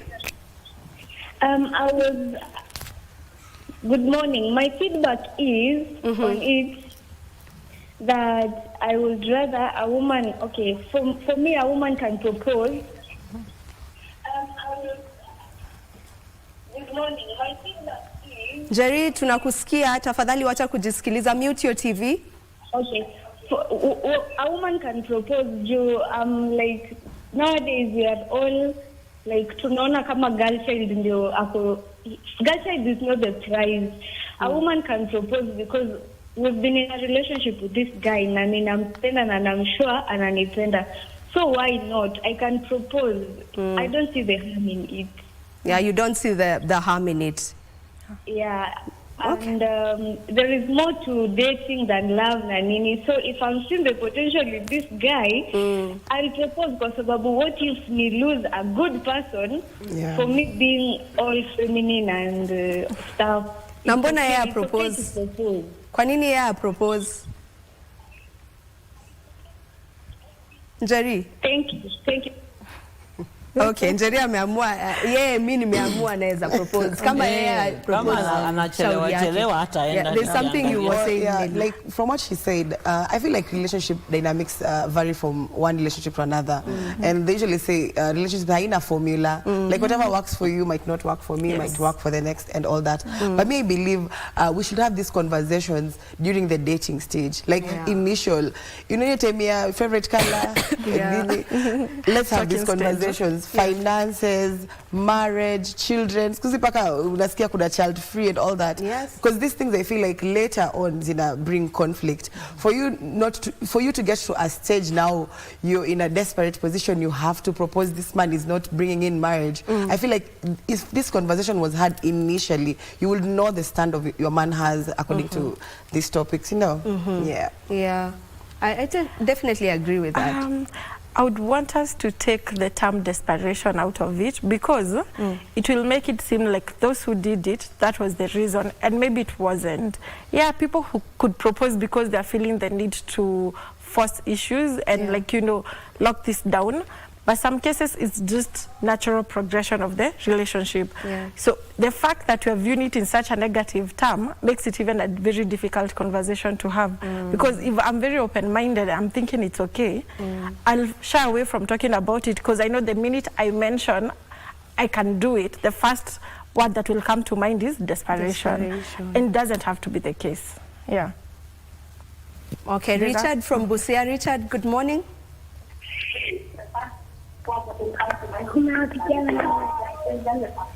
Richard, Zima, mute your TV and talk to us. Good morning. Good morning to you all. Morning. Tueleze, what's your view? Yes. Good morning. Yes, Victor. Yes. Yes. My name is Richard. Yes, mainly I suggest a lady is not supposed to propose to a lady, to a man.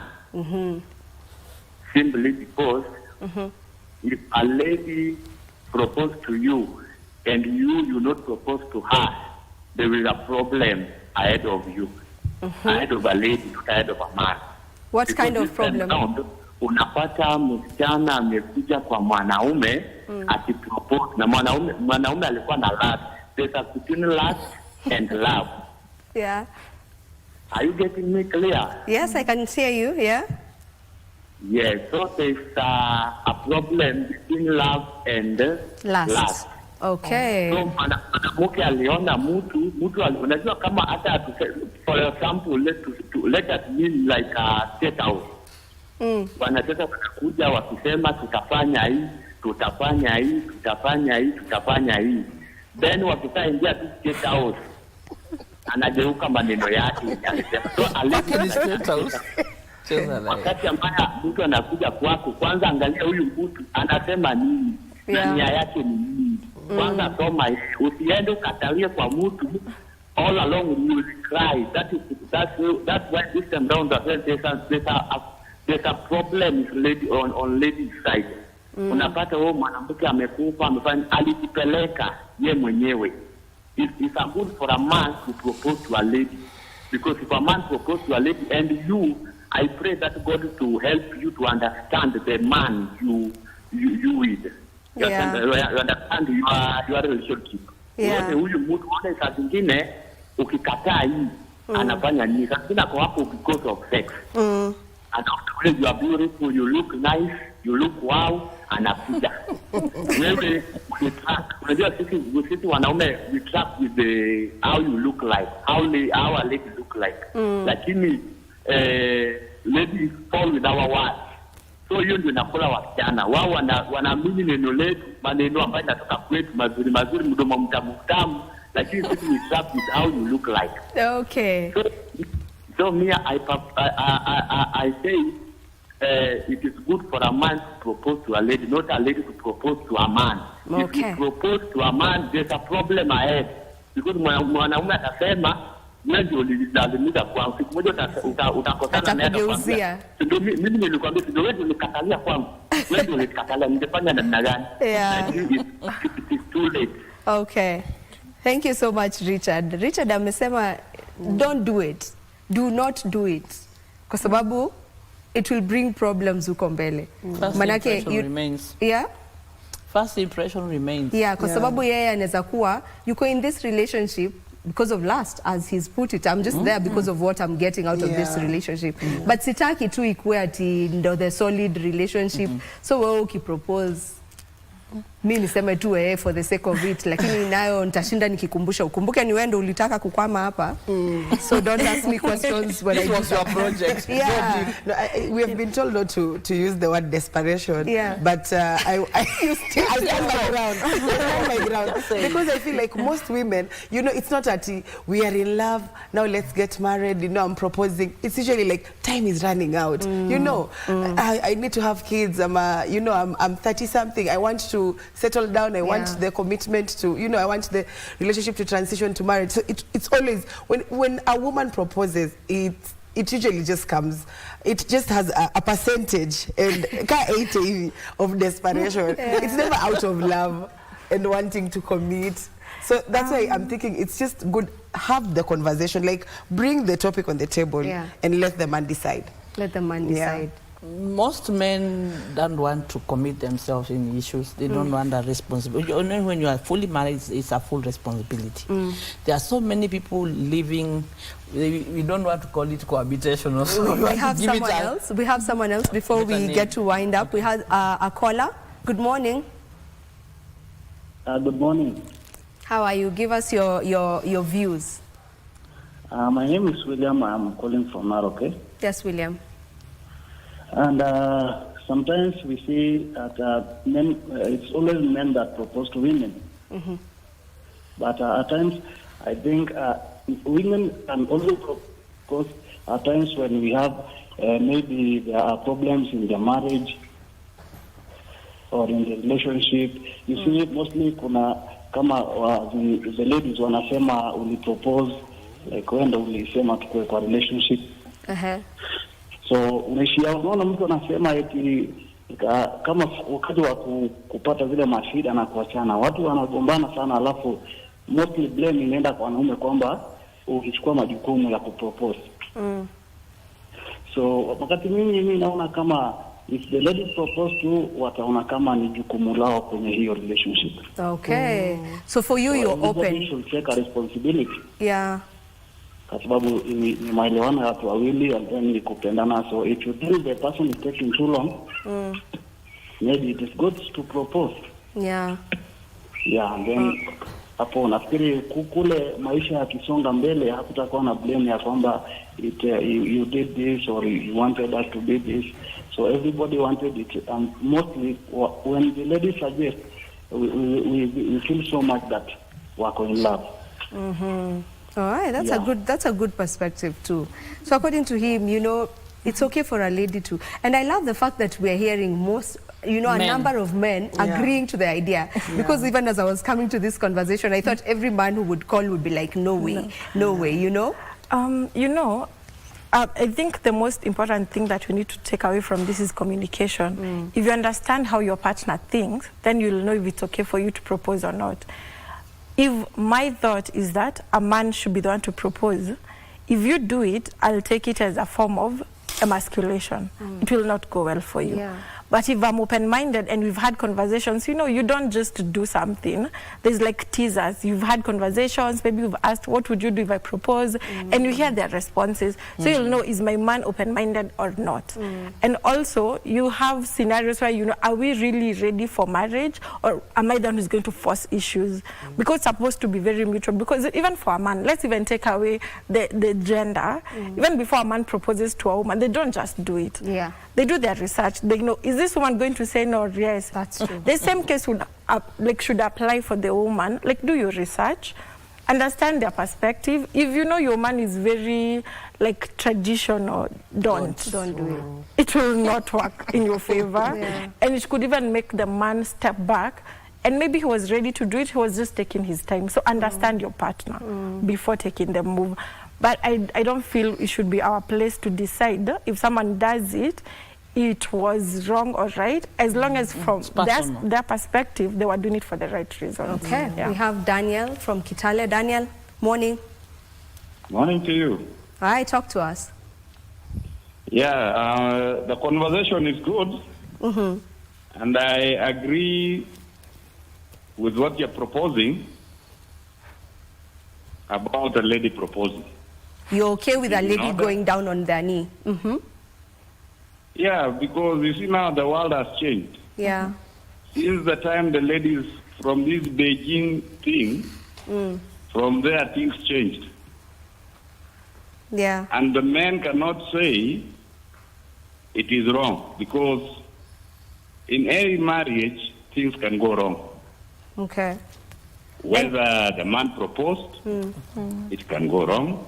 That's true. And Does if it the have... lady proposes and there's a problem, it will go wrong. So it will depend on how the two of you agree. Does it have any maybe effect on your ego when your woman proposes to you, or it has nothing to do with the ego?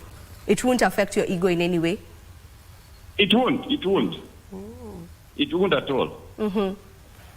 Yeah. Okay. Because when you take the lady, it's the same way. Hello? Yeah, I can hear you. When you take the lady and propose to her, it's the same way the lady will propose to you. So you will take her to your house, to your place. So I don't see anything wrong there. Okay. It depends on how. Yeah. I want to set this scenario for you. So the lady is proposing to you, right? And they've made sure they've brought your friends. You know, see the same way that a man would propose to a girl, atajipanga, maybe ataleta marafiki zake kadhaa wakuwe hapo, some family members. Would you also be open to her doing the same? Akuje alete marafiki zako, some family members being there, and then she goes down on one knee and asks, will you marry me? It is okay. Oh, wow. Amazing. All right. That's a modern man. That's a modern man for sure. Thank you so much for your contribution. Times have clearly changed. I'm really impressed by our Kenyan men, by the way. You were not expecting that. I did not. And it's nice that there are people who are that modern, because I really insist on us moving from the view of if a woman is modern and they take the initiative, like there's something lacking. You really need to be open-minded. Yeah. Okay. I want to read some of the messages that have come in. Oh, they're coming in. They're quite a lot. Okay, let me see how many we can go through. It is good for a man to propose, because when it comes on time, when it comes to times of mashida, it's him who can fight for his marriage isivunjike. Alete his sweet words, kusimamisha tena ndoa yake, ambembeleze mwanamke sana ndio the marriage to stabilize. So for him, he thinks it's supposed to be the man, because even when times are tough, yeye ndo anafaa kuwa anaisimamisha. Someone said it all boils down to finances. A man will not propose without finances to marry a woman. A woman can propose when she has the finances or not. Okay. That's a different perspective. Yeah. There's another one here. It seems a bit awkward for a lady to propose to a man, because generally a man was created to dominate. And these leadership qualities should start all the way from the relationship all the way to marriage. A lady is a companion, msaada wake. Utakujia msaada wake utakujia kwa marriage. Hii mambo ni wasomane dalili, then jamaa chape mistari. Yeah. There's another one here, Victor from Machakos, anasema hapo kwa dem kuproposea mwanaume mi siko. It may look as if I'm weak na inaweza leta shida, uanze kuniambia na bibi ni wewe ndio bibi ni mimi nilikuoa.